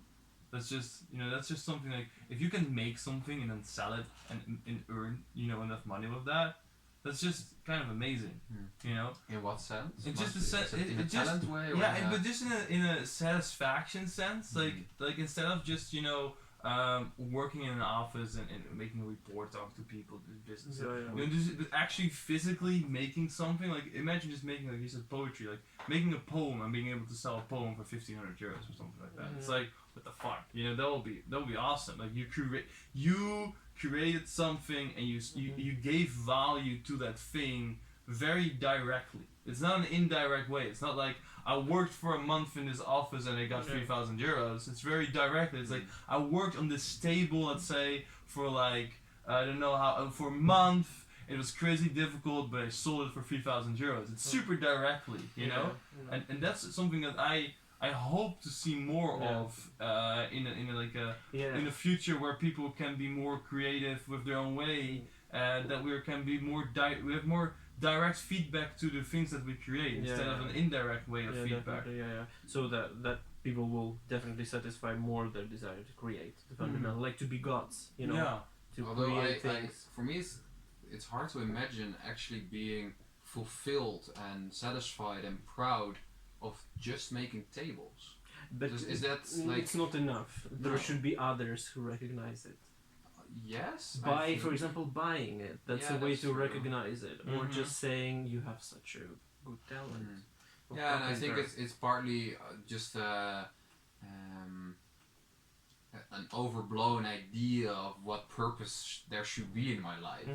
Of course, like aging for me is also a lot about coming to terms that I am not myself going to change the world, and at some point you can just be satisfied with having made a beautiful table, or as an artist, like having made a beautiful performance where people are touched by it. So that's partly true, but I still find it difficult to accept that might be it. It might, for me, it sounds like it might just be about making tables. Just be about writing a book. Because what I've been thinking about lately is more and more is kind of just art in general. Like kind of what I miss in my life is just like an art, like something that I'm trying to craft. Yeah, because when I was younger, I played basketball and I did like a high level sport. So I practice 9 times a week, and then for instance your shot with basketball, it's like. It's an art. Like you shoot like this. Your hand has to be next to the ball. You don't touch it. Your elbows like your elbows straight to the basket. Your fingers like this, and everything has to be perfect. You know, that's an art. And there are like a million things you could do in a way of an art. You know, but right now I don't really have an art. And just having an art to just be super focused on it and have direct feedback kind of creates you certain flow. It's like if you make a table and you I don't know how we make tables. I'm just doing this. Something like this. I don't know, but if you do one wrong move somehow, you know, it ruins the whole table. You're like, fuck, that was 2 weeks of work. You know, that could be. You know, that's something. That directness of that feedback, that super high focus that generates. I feel like that's really something really cool. Like same thing with a poem. Like if you have one sentence and you can just think about it for like an hour, you know, how to create the perfect sentence, you know. If you find something that triggers you, you know, and that you are really like artistic about, I think that's amazing. But this is mostly social recognition. Mostly social recognition. And with literature it's also, you know, easier maybe because if people current people don't recognize your talent, you can always say, but in centuries or like in some decades, they will value this. They will find it in a tome. Yes. Yeah, but the same with table maybe, like they will find it. Yeah, but you now are having in the globalization of the world, I believe, is that because there's so many people and everybody's connected, is that if you create something, you will probably find somebody that you likes will find it. your crowd. That's Yeah, you will yeah. find your crowd, and that's on one hand quite dangerous because if you also have like dangerous or weird ideas, then you will also find people who are doing them. But if you make poetry and somebody in the internet is like, you have awesome poetry, it's like you're like, oh, that's awesome. It's like it's this direct feedback. Yeah, that's true. And I do think that in the end, everybody can just maybe sit at their homes, do their own creative stuff, and be just satisfied. be satisfied. Post it on the internet, and people, that's true. The internet is great. So my perception of future, it's like in the Lord of the Rings. There are some places in this Middle Earth where elves live.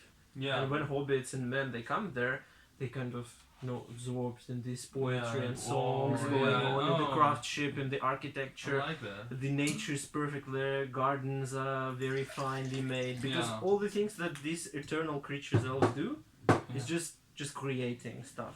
Creating things perfectly. Perfectly, all the time in the world. Yeah, and then they're just singing there, talking, and that's probably the future of people in a couple of 100 years. A couple of 100 already. Yeah, because there is, the part maybe earlier. Oh. Yeah. Or I mean, at least of Europe. Although I'm not so sure about this because Europe has these socialistic tendencies. Yeah, I'm not sure. I'm not so sure we'll beat whether other they countries. support the. Yeah, but I sure I could see how you could be satisfied with just making beauty or just making. I've come across some very just obscure and small, for example, YouTube channels. Not having that much subscriptions, but just seeing how much work is being put into that, and then like seeing the comments and or like the dislike ratio, and I can almost feel how that could be satisfying. It could also turn toxic, of course. Like I know stories of people like creators on YouTube that are just becoming obsessed with this, as you say, social confirmation, like social. Yeah. And they keep looking at the comments and stuff. And also the negative feedback you get from it, Yeah. But that also can help you because the negative feedback also kind of it gives you also feedback, what can be quite nice. Like if you suck at something and you just start a YouTube channel about it, you get bad feedback, and if you're open enough and are okay with admitting that you suck at it, like you can just look at the comments and be like, oh, I guess I should do these things. Because the comments, it's difficult, but the comments still kind of make sense, and if you would just listen to it, you can actually improve your work very fast. Yeah, when it comes to comments, I think it's not my idea, but I heard I like it a lot, so probably we are not used to this a lot. So the internet with all the comments and tons of ideas there and people behaving weirdly there, something new in the history, and we didn't develop this hygiene in the internet. Like when we go to eat, we wash our hands, but when we go into internet, we read all these comments and then we kind of affected by them. But maybe we shouldn't, because actually a couple of times in the past, unfortunately, I behaved very well on the internet, and I typed things that I normally don't say, and then. How did that come to be? Like, why were you more? I don't know. I was arguing with somebody on the internet, but in real life I don't behave like this, and then I should perceive the comments there, maybe not so directly. I need to look to them through the filters, that people behave differently. Yeah. But it's not like talking to a person. It's a bit different. Because if I for instance there's this YouTube guy who just started YouTubing and he's really good, and I was like when I saw his videos, I comment on every video right now because I actually really want him to keep doing it because I really like what he's doing. So I'm being like extremely nice, but I wouldn't do that to a person in real life. Like it's like almost as if you're encouraging a child. That's a really nice painting. Kind of. So in that sense, I'm also being different in another sense. Like I'm just hoping that guy once sees my comment and is like, oh, that's awesome. because it's the effort to do that is so minimal. Yeah. You know, and I love seeing his videos. So it's like it's so minimal. It's like fuck it, I will support this guy. You know, and you're gonna have a bunch of those people in the world as well who are just gonna support you probably, and a bunch of other people who are gonna send negative feedback and are so I do think everybody's being influenced by it, and there are definitely filters, but it's difficult to look through the filters. Like sometimes you see those comments and people are just all negative, you know, and you're just like, you know, whoa, you know, it's like they're just more extreme. Yeah, and also, you know, usually people tend to, you know, write negative comments. Yeah. I mean, I put Google reviews for restaurants only when I'm pissed. Yeah, me too. Right. Yeah. And I rarely write positive I had reviews. a good experience. Thank you. Yeah. You don't really Then do you have? It's only like you only put comments when you have an extreme experience. It's either like really good for what you like paid for, or what you got, or something, you know, or it's just like it was so bad you just have to put a comment. It's like, you know, it's like either one of the two. It's never kind of in the middle. Like if you're in the middle, you don't react at all. You know, it's like same thing with this guy. I really love his videos, and he only has like 25,000 subscribers, and he's like very good. Then I'm like, for what I expected, it's way better, you know. So now I have to leave a comment, you know. But if he had 10 million subscribers, you know, I would have been like, this is alright for, you know, 10 million subscribers. I wouldn't have commented at all, you know. It's like, so it has to do with sometimes what you get for what you thought you would be getting, you know. And if it's too bad, you will leave a comment, and then you'll be outraged and be like, oh, you suck, you asshole, you know. And then they're just general people, I believe, that are, you know, just dissatisfied with their lives and are just, you know, on YouTube and shit like that, and keyboard warriors. And everything that kind of, you know, contradicts what they believe in, you know, they just kind of bash on. You know, they just look for shit to bash on whatever they don't believe in. They're also trolls. Yeah, they're also trolls and shit like that. Russian trolls, right? Russian trolls, yeah, you know. Another story. Yeah. Russian I like those trolls. Yeah. Because some people actually troll trolls. Trolls, they're meta trolls. Yeah. Or there are armies of trolls fighting with each other. Yeah, really? Yeah. Oh, Who man. are these people? That's very but that's another aspect of how like internet communities they can be so fascinating. Yeah. And it's also a lot about, I think I've never really heard before what you said, but it's we can't really comprehend this kind of social interaction, this kind of community. Although a lot of our lives takes place in it. At least my life. If I am home and I'm consuming media, it is always in these kinds of communities, like these YouTube that's cars, true. and we are not even sure how to interact with them. Yeah, because for me it's like I mostly interact through video community like YouTube, and then certain, of course, YouTube has other sub communities that I am kind of a part of, but I don't even interact with them that much. Like I just leave my view on, and that's the only thing I kind of do. Here, have a few. You know, that's kind of the way I interact mostly.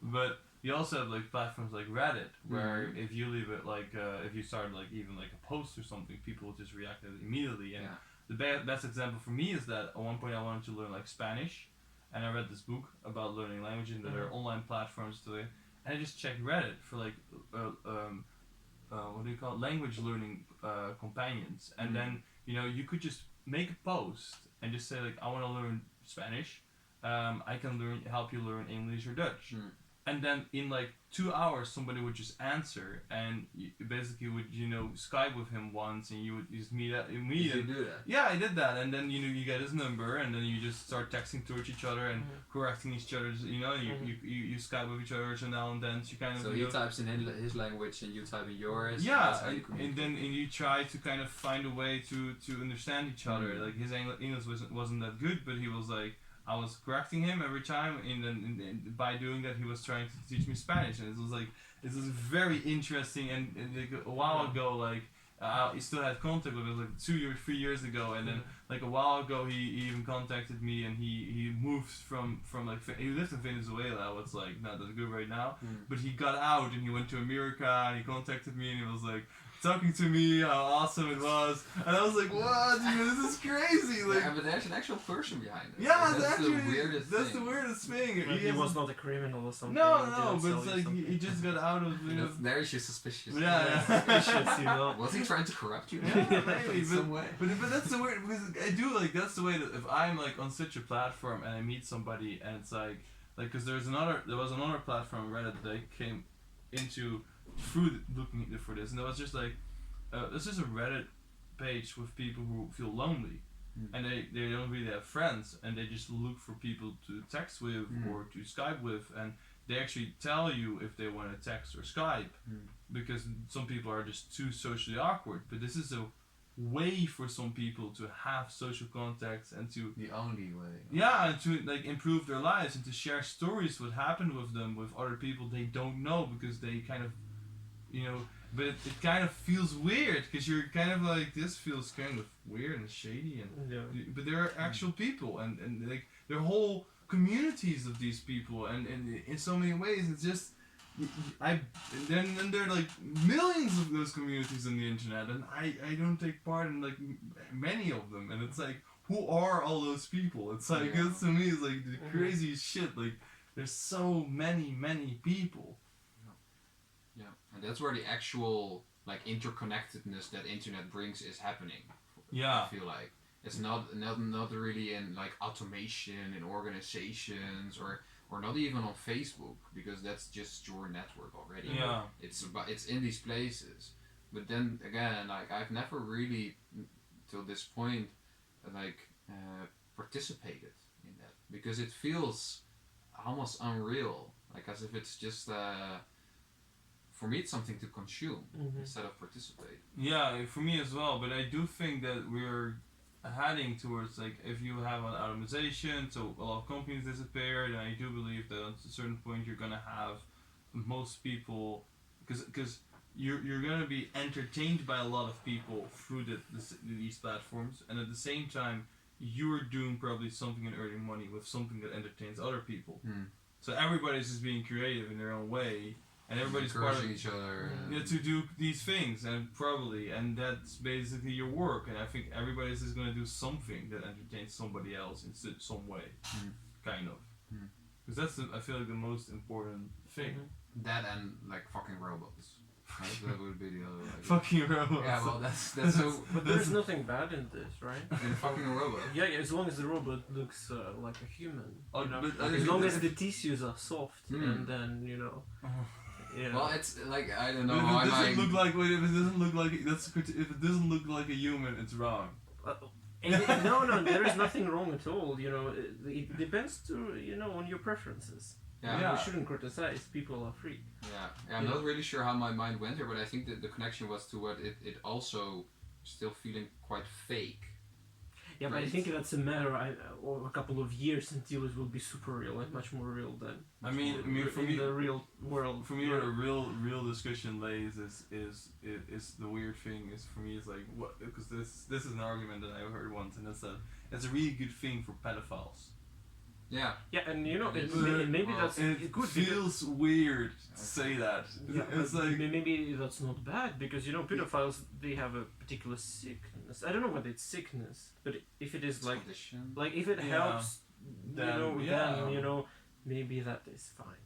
Yeah, exactly. It's fine, but it's also kind of like accepting it more in society or something, and there's a kind of, it's not really a solution, but it's kind of a solution, at least for like, it makes their lives better, so that's a good thing, but it also kind of creates this weird thing of like sex robot children. Yeah, well, so it's like, it's weird. And this is also we're talking about like future and how it could maybe be, and communities and leisure time and making purpose, but some of these things, they are already here. Like these kinds of robots, you could already buy them on the internet. Some weird probably Japanese. Actually they're pushing forward the robotics. Yeah. Like porn and stuff has always done that. Like internet was pushed forward by porn. Yeah. Well, but like another argument here that I've heard is that it could also, because there are a lot of non-active pedophiles. Like that's the majority. It's people that have an urge. Yeah, definitely true. Just like you could maybe have a random urge, or a part of your brain could have a random urge on the street to do so. Yeah, or whatever. And then you have the Christian society. That's how that happened. Yeah, just suppress that shit. Like never make it come out. Never. No, But like a lot of the population, the pedophile population is not active. Yeah. An argument is that it could actually push people over this boundary. Oh. So like first it's robots, but then you've like actually experienced Like this drug pleasure. kind of. Yeah, like now gateway drug. Gateway Yeah, drug. like a gateway drug. Gateway drug. And like there is something to be said about Gateway that. porn. Yeah, but as long as there are, these regulations and strict borders that you cannot do this to real people, then maybe it's fine to have a tiny, robot kit in your house to satisfy your darkest feelings. Although right now it's also not fine to actually apply this urge to people, but it still happens. So I am like, people will find a way. Yeah, but we don't know what will be the effect. Maybe actually the number of incidents with real kids will decline. Yeah. Yeah, but that's I do think it's something that we have to kind of test out. Okay. Like, But just I have this philosophy that the less you constrain an individual, the better. because the better they will. You need to be very careful with constraints, because the best value of a person is its liberty. So you believe that if you let a person make their own choices, that they will think more morally about it. Kind of their moral values will, because they would have to take responsibility for it more. Yes. Yeah, because I do believe that as well. Well, that's mostly the idea, like the philosophical idea of like a human already being quite perfect once they enter the world, and then like society kind of like trying to shape them in a certain way, and that like creating anger and then oppression and conflict. And if you would just take that like oppressive part of law and order and punishment stuff away, then that would actually be more flourishing. Well, like what if you have a robot, that looks like a human, and you are, you have the pathological desire to kill a person. Maybe at home you will kill this robot multiple times every day, every minute, and then this will prevent you from killing people on the street. Yeah. Or you can, rent an empty school and rent their, robots that look like people and run there with a gun and shoot them. As long as you can, really speed out this. Because that's something that I noticed is that from a very moral standpoint for me, it's like I don't want to do bad, but sometimes it's really difficult for me to see what's bad. And actually today I followed a rule, and it's like, technically speaking, as long as I don't harm people, I don't do bad. Yeah. That's kind of a rule, right? Yeah, there is also, as long as also you don't encourage others to harm others. This is like saying like there is nothing bad in saying that I don't like Jews. Nothing bad at all. The freedom of speech, your liberty. But this is bad if you encourage others to kill them. I don't like Jews and you can say that one group is inferior to the other. There is nothing bad in this. That's your opinion. That's the freedom of speech. You shouldn't be persecuted for this. But if you encourage people to harm others. Yeah, exactly. Well, but the other part of the argument is this snowball effect of it starting and its core with expressing these kinds of things, and then making people more okay with expressing this and this snowball keeps rolling, and then it's this big and it's like a massacre almost, right? So that's difficult. Well, so then where does harm begin? I think that's really the question. Because what I see is that, for instance, a good example of this is if you see a pack of wolves hunt a deer, and they get a deer and they eat it, and you see that, you can think to yourself that's bad, because it kind of looks like painful, and the deer dies, from a very human perspective, because it's bad. But from a bigger perspective, you can say like, well, that's nature, that's a good thing, because if that didn't happen, the wolves would die. So we can say that there is a difference when you look at moral standpoint to the thing that's happening directly and the bigger perspective around it. No, but when it comes to humans, we cannot project this situation. Like the wolf has to harm. It has. The person doesn't have to, to kill another person to survive. Because that's not exactly the way I mean. I more mean in the way of like, something can feel negative or bad to you that I do, yeah, but it's not necessarily bad. So for instance, what if I would move to America? You know, he's my friend. I do a podcast with him. Everything's cancelled. Like, what the fuck? Yeah, what the fuck, dude? Like, that can be seen bad to him. Yeah, but it's not bad. Yeah, but it doesn't mean that he has to run to the state and ask to. Oh, he's leaving me. Yeah, but it's more of an example of like how something that can be, because to me and to people around me, they can actually tell you like you shouldn't do that. That's bad. You know, you cannot just leave your family behind. Yeah, exactly. Like, it's so then the world's telling you, and I'm like, I don't want to do bad. You know, I don't want to do bad, but that's technically not bad. But if people can experience it as harm. You know, but it's not actual doing harm. But in a way it is at the same time. Yes. But this is not violence. You do not physically. Yeah, but isn't it true that the image of being a good person is not only dependent on doing harm, yes, or like being violent, yes or no, but also, for me at least, on the general idea of putting more on the one hand or less on the other hand, suffering into the world. Mm-hmm. Yeah. And so that then this definition becomes way broader, and then you can indeed start wondering over, if I move now, I would put more suffering for some people. Yeah, definitely. That's good that you would think this way, but it will be only your interaction. There shouldn't be the third person, the judge, or something. Yeah, of it. Yeah, but that's. But what I kind of mean is that by being more conscious, aware of other people, their feelings, not just physically. Like if I stab you, I see blood, you know, so that's easy to see that it hurts somebody. But also being aware of the fact that if I say something to you that might hurt you as well, you know, that changes your moral perspective. Yeah, but you don't have nobody can punish you for this in the ideal world.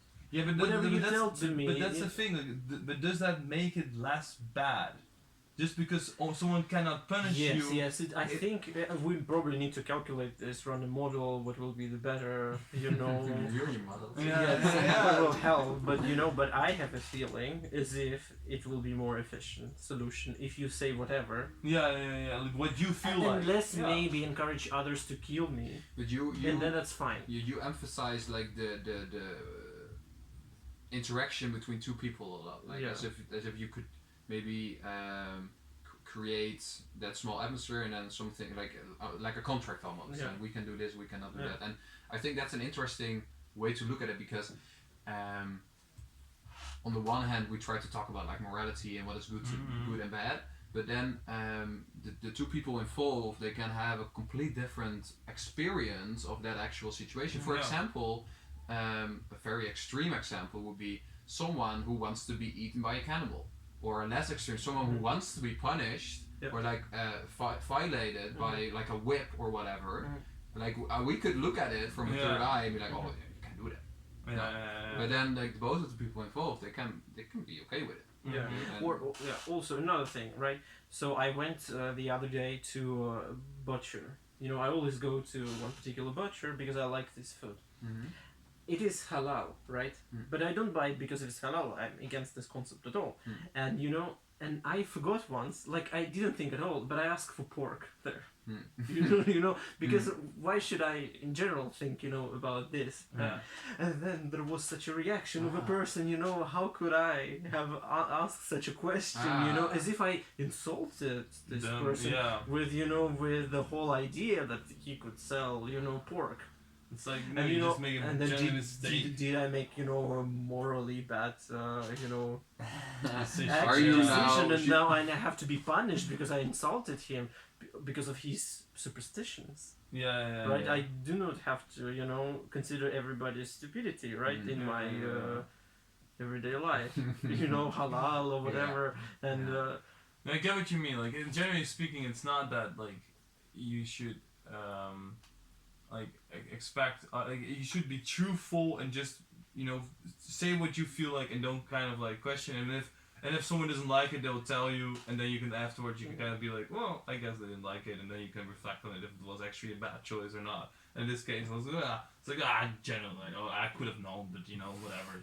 Like you could, because for me, it's like as well as like often I think of myself as like, is this like a good idea? Should I do this? Is it good or bad? And stuff like that. You start questioning yourself because the world always kind of tells you what is good and wrong, and it always tells you like you can't do that. But mostly, especially in this time and age, it has nothing to do with physical moral good. It's only to do with mental and how you approach a certain person, and that's there. We don't have a code for that. It's not. Nothing is really good or bad when it comes to like interaction. The only thing is like as long as it's like if I'm physically not harming you.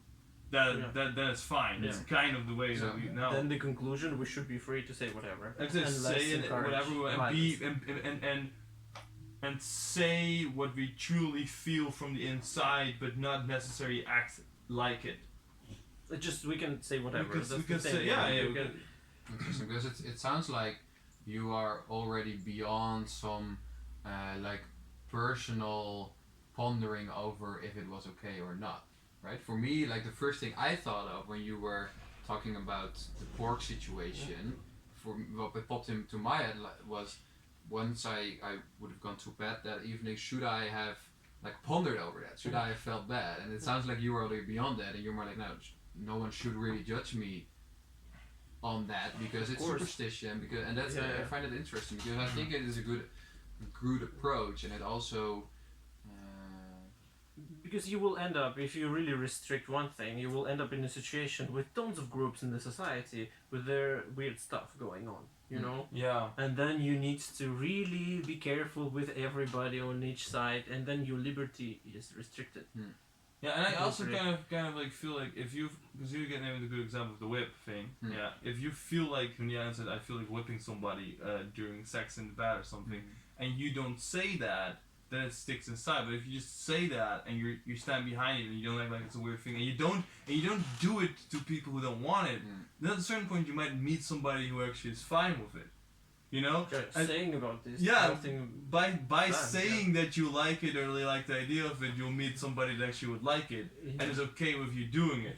Of course, maybe in a relationship, after living 20 years, with the person, and then all of a sudden, maybe you need to think about, it really depends on the context, Just randomly at work, something like whipping people in bed. It's like, don't do that.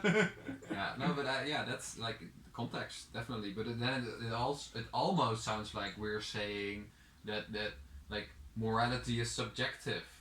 As long as you are talking not about like killing someone or raping someone, everything beyond that, then it's subjective morality. I would almost go as far as that. You shouldn't judge somebody by what he says or what he thinks. You should judge somebody by what he does, because it's like if somebody says like I like to whip somebody in the bed because I feel that horny. But I never do it because I've never met somebody that wanted to do that with me. Or maybe you're just afraid of doing it. What I told you like half an hour ago about the money as the biggest goal in life, etc. This is actually the idea that I just read in the book, and I was influenced by this book, and I'm just like like a DVD player. I'm just pronounce to you not my idea, or I'm reading news and then I'm discussing this news with somebody, and I sound as if that was my philosophical conclusion, but then I just reproduce an other's idea. Yeah, to kind of test it out. Should you as well. therefore be less taken or made responsible for what you're saying? Is that what you're? Yeah. So what I say is probably not what I do. Yeah. Well, maybe I want to be one particular person, but I'm not. But it's so also, then we maybe shouldn't be so strict to others. Because they just generate some kind of. Because as a social animal, you also have to like. If you get this information, if I get information from you now, I'll talk about it with somebody else and see kind of like test kind of out like, do all these people think this is a good idea? Because to me it sounds like a good idea, but I'm a social animal, so I'm gonna check with like 10 people before I accept it as a good idea. And if everybody concludes to me that's a good idea, then I kind of accept it as knowledge that might be, and I stop talking about it. But if you never talk about it, and you just give me the knowledge and don't talk about it, then what do you do with it? You just accept it as good knowledge from one person? That's not really smart, you know. It's like from one book. It's like you want to test the knowledge out, I believe, you know, by talking about it to other people. But it doesn't make people shouldn't judge you by what you don't say, because if you don't say it at all, then you can't also find out what is a bad opinion. Like if you never say your opinion and you don't say shit, you know, and then you keep it in, then you don't find out. If you tell a whole bunch of people all the time your opinion, everybody's kind of like, that's not the way it works, you know. Then at a certain point, technically speaking, except if you're maybe a psychopath, you should kind of be like, maybe my opinion is bad, you know. It happens, but it only happens if you tell truthfully what you think and what you believe and what you feel from the inside. Yeah, and I do think we should like acknowledge that the point you're raising more, like that most of the ideas that we express are not like pure creative endeavors. It's not as if I've been sitting in my room for a day and like trying out different formulations and different meanings, and then I'm like, oh, this is it. Now I'm gonna stand. No, it's way more narrowly minded as that almost. Like there's this idea that we once heard and it resonated with me at some point, and then it fit with me in my ideology or my worldview, and then for some reason I keep like repeating it, and I don't know why. That's the weird thing. That's what makes me sad also, because the 95% of all the things that I say are not mine. That would have been my next question. Like how would you how to accept that? Yes. Like there are some pure, but those are mostly questions. Like the most of the like pure, authentically creative things I come up with, they are questions. They are not statements. Same thing as well. It's like you question the thing that you have learned. Yeah. That's the most authentic thing. And then if you find an answer, you don't even know it's true. No, it might have just been some other like repeated idea. And in that sense, we're just pipelines. Like we're pipelines for ideas, for opinions. Yeah, and then that is like also horrible for me to realize, because I like this individuality concept of personal freedom, but in the end it turns out to be that just each of us are but some parts of the bigger knowledge space. Because even this idea of the pipeline, I didn't think I read it somewhere, and that's just. And that's the but that sounded very clever. Yeah, right. That's very meta, man. But it's the same thing, because even the example of the wolf thing, I read it in the book as well. You know, it's like it's a very like you. But I'm also like, sometimes wondering if that's like. That's normal, right? Are we now just gonna deconstruct our whole conversation? Talking about the pork, for example, I actually exaggerated this. It was not like dramatic as this. He didn't change his face. He was just poker face. Something in the air. But I added more. There's additional thing you also exaggerate. I agree. So let's cancel this topic. No more podcasts. No, I'm never speaking again. It was a complete fairy tale of just represent cliches all over. But it's super interesting, because it just showcase a very like kind of narrow-mindedness almost, like we can't really think of our own shit almost, like so maybe if we work less, have the necessity to earn money, then we have more time to think. Maybe we will have more ideas. That's actually something that I also read. But it was the idea that, and this was very fascinating, is that idea that a lot of people say sometimes that they thought about something, but then this guy actually kind of questions like, did you really think about it? Do you know how many questions you can ask yourself about a certain topic? It's like it's like, should I buy a dog? It's like, well, can I pay for its food? How many times do I have to walk in? How do I take care of a dog? What kind of dog? It's like you can just keep asking questions like for like 2, 3, 4, 5 hours if you want to, and discuss everything with yourself. But and then people say, I thought about taking the dog. It's like, no, you didn't. For 5 minutes. Yeah, it's like, you didn't think about taking a dog. You thought about a dog. Just a dog in general. Like, and maybe buying one. That's the only question you ask yourself. You didn't think about it, Thinking about it costs every time, and you have to sit down, and think about it, but have a conversation with yourself. But people don't do that. I don't think people do that a lot. And then, like, to get back at the idea of free speech, this applies to a lot of opinions as well. Like, I could have the feeling that I've thought through a certain opinion, and therefore stand behind this idea or opinion. But everyone could poke holes in it probably, and then you would find that I'm just like holes. Hmm? Like a hole. Yeah, almost. Like I just dress up with these ideas, but they are not mine. Like I could take on a different. Yeah. But the weird thing is that because we live in such a knowledge society, is that what I noticed as well is that you can basically just read a book, and then you just make a YouTube video about it or training or whatever, and you can just sell that. Because people will listen to you, and you read the book, and if you know the book really, really well, you can answer questions about it. But what about like scientific papers? Yeah. The first thing you do is read literature. Yeah. And of course, at some point you build up some kind of like database of knowledge, but it's mostly about the act of finding this information and then just putting all these sentences behind, but they are not your original idea because you have to prove that they were like peer reviewed and all this stuff. So but probably they were also wrong, which is true in half of the cases at least. Yes. So So it is this weird like a Lego building almost of ideas, but it's not me. Like, it's not to the core. It's not me, I guess. But that's why I like to listen to like people who are like in the 50s or 60s or something, and have shows on YouTube and stuff like that. People who actually already read shit, and had like years of time to actually read shit. And I hope that those people actually thought about things, because I didn't, It's like because I mean, like I feel like I do more than other people because I actually would say that more because I smoke more weed. Because I did smoke more times, and that's actually a moment I think a lot, like especially when I was like 2 years ago or something, that would make me think, but we're like, I would literally just watch a YouTube video and then just sit for an hour sometimes and just be like, well, what the fuck just happened? And I was just thinking, but that's the only thing I can actually think of that I thought, like actually sat down and thought about it. Like, thinking, I often even, like, whenever I make a decision, sometimes I say that I thought about it, but I thought about it for an hour, but the truth is, like, maybe you can think about it way longer, like...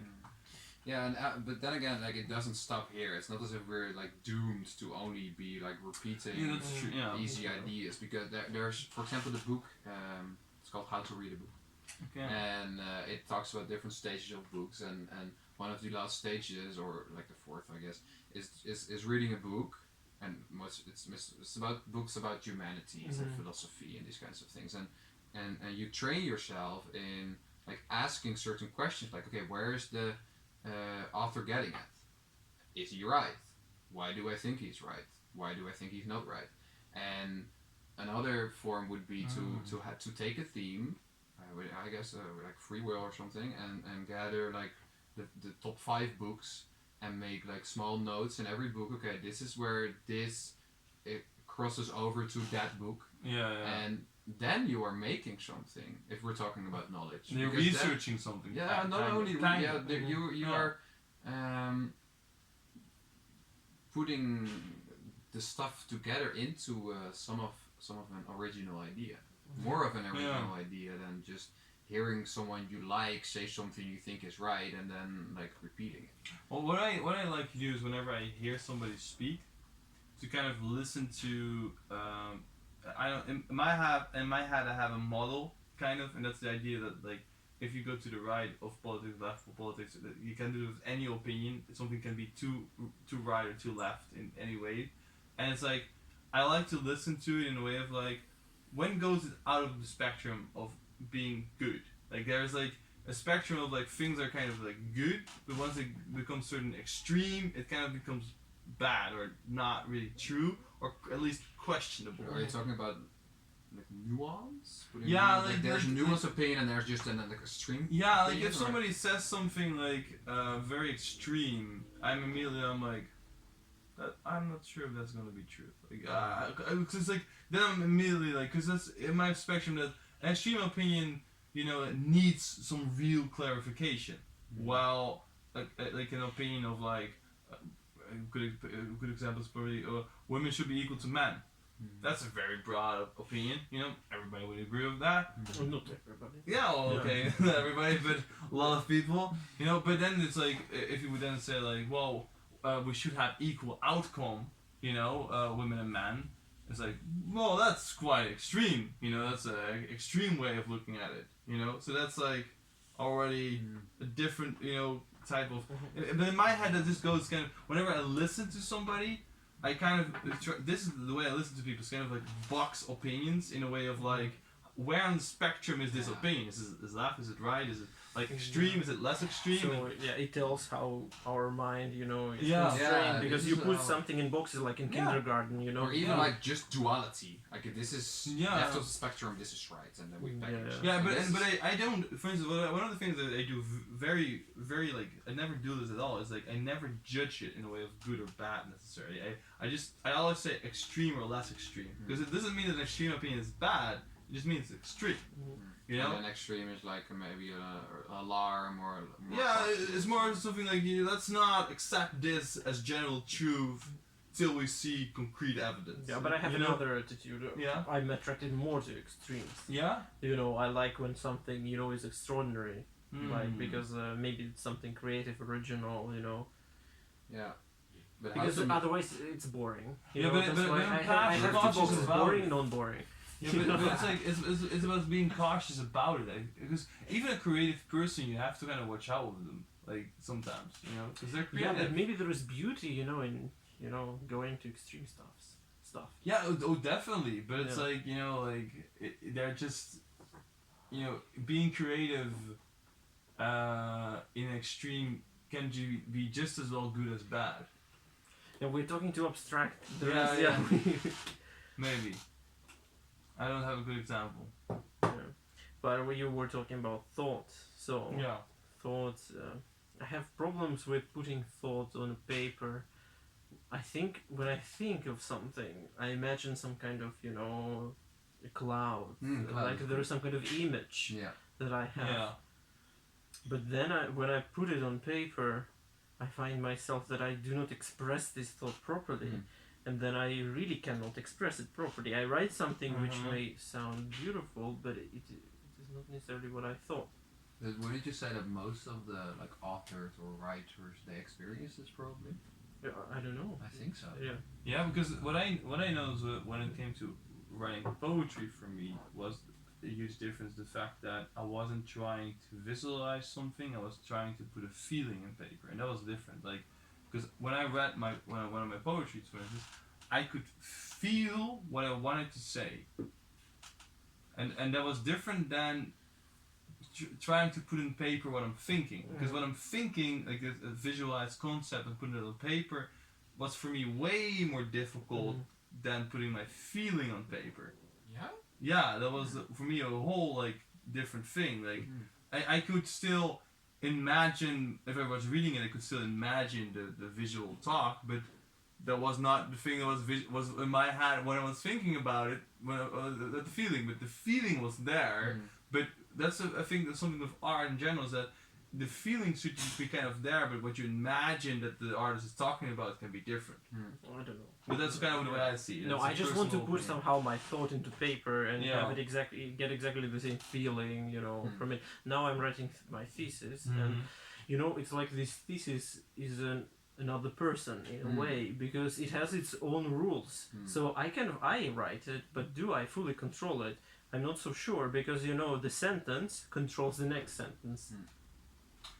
It's in the flow. Of, Yeah, there is some kind of yeah. flow. That how I start this, you know, this chapter there already controls the whole introduction, and this is terrifying. You know, in the end, I'm also lazy, right? Yeah. I don't have a lot of time. I have a deadline, you know, to meet, and then I kind of, you know, due to this laziness, I am seduced by this Just beginning. let it take your hand. Yeah, and then you know it. And then I'm just, you know, continuing writing how this text wants to be written. But then it's kind of... But there is a wouldn't you soul say that the thing that depth. comes out and that actually ends up on paper is at least partly how you think of it?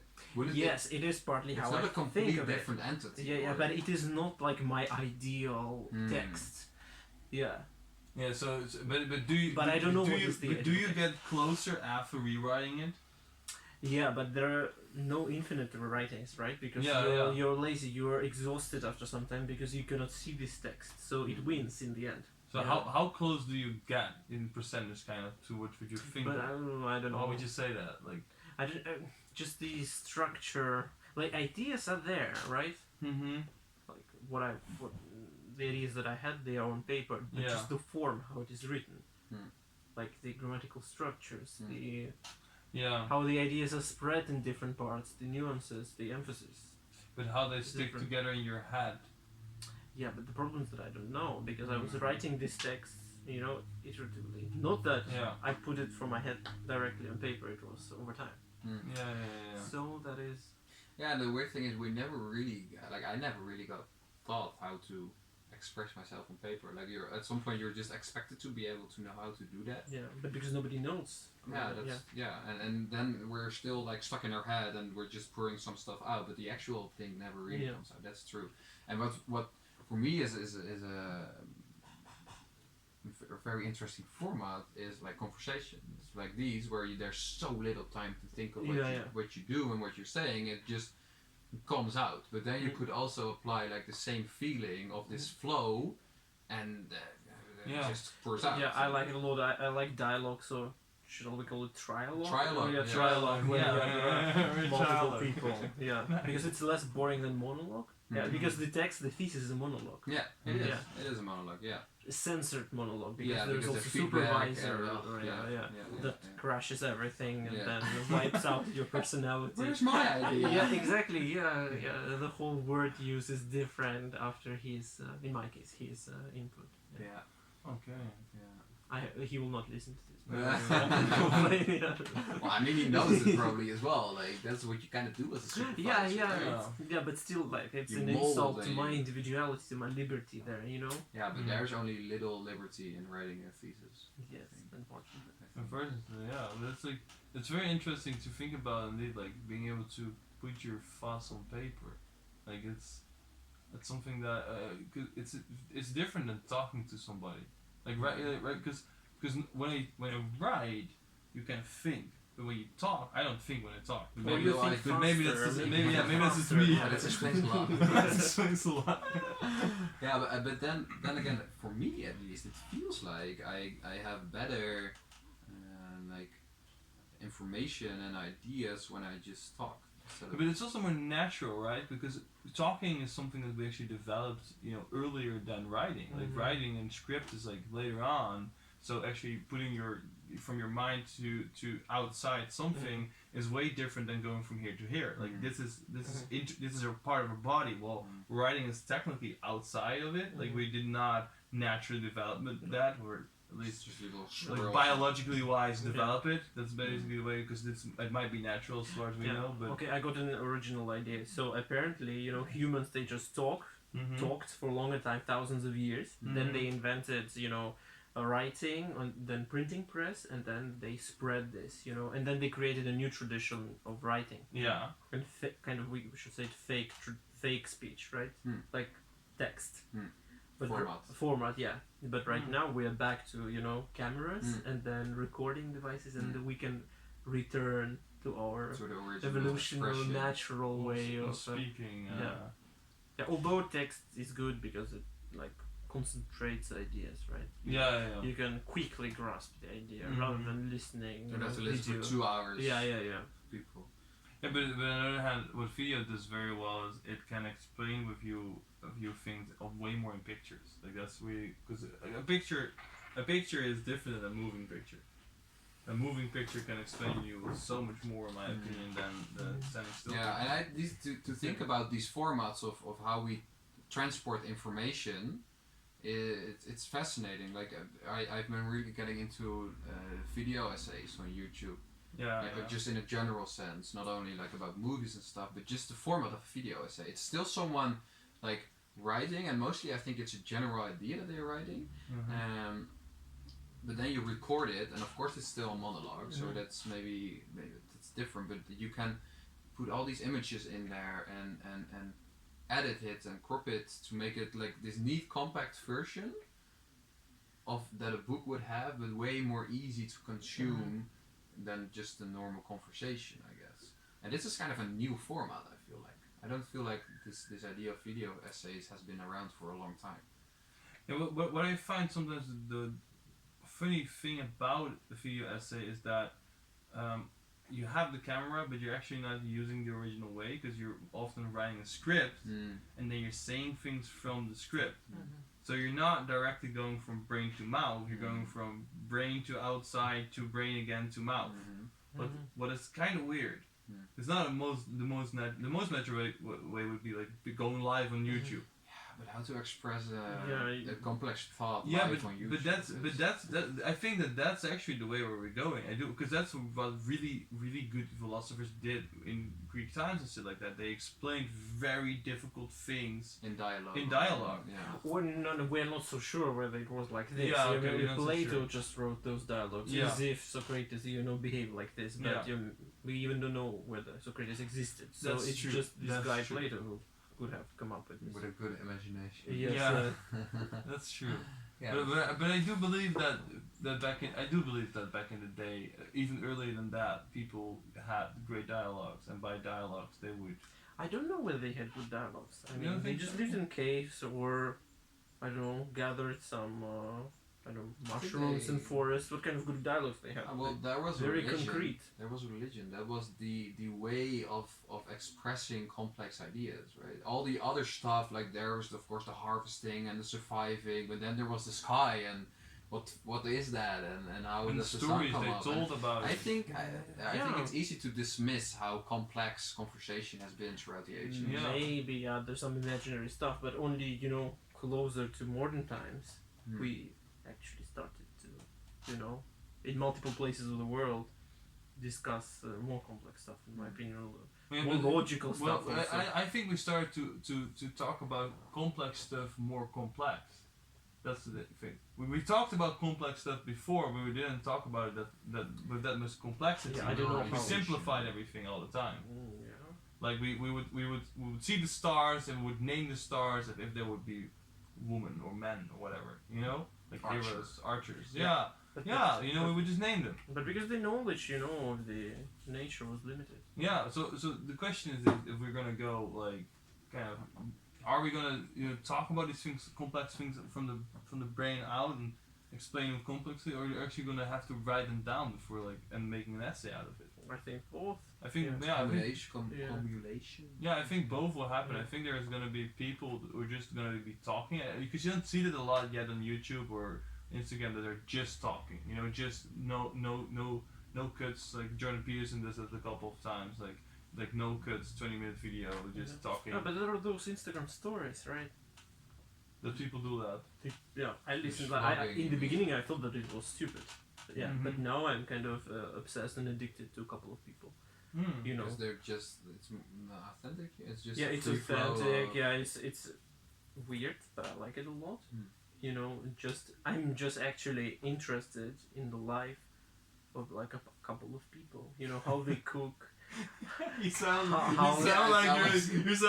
I'm guilty. Yeah, I'm guilty. sorry, but I'm guilty that I There is care some- about I it. feel where you're coming from. Yeah. I have a lot of resistance Yeah. towards liking these Yeah. kinds of things. I cannot go to toilet without, at the same time holding an Instagram story open and watching it, No toilet for the last 3 years happened without Instagram. Oh wow. That's a good thing Yeah. for them to know. Yeah, can you imagine, how close they are, Yeah. how intimate the relationship is. They're like, damn, he always checks it when he's on the toilet. I never invite someone to the toilet, and they get invited to the toilet. Yeah, so. In a way, that's kind of funny, yeah. No, but that's quite like. There was one friend of mine who always send memes in our group app, and at a certain point we also found out that he always sent memes when he was on the toilet. And that's just the most funny He's thing shitting ever. again. Yeah, whenever he was sending memes, somebody was like, "Are you on the toilet again?" He would be like, "Yeah." And he would just send a picture of his shoes, and his pants. It's like, Yeah, that's beautiful. that's brilliant, man. It's really brilliant. Yeah. Yeah. So I think this is quite enough, right? We talked a lot. You have to leave soon. I think it was a great. Thank you. That was a pleasure. I thought that it would be a complete disaster. I wouldn't find anything to say. But, yeah. So you see, like that was the free flow of yeah. information in the conversation. Yeah, the fake information that we all stored from reading books. Fuck! I stole it. I stole it.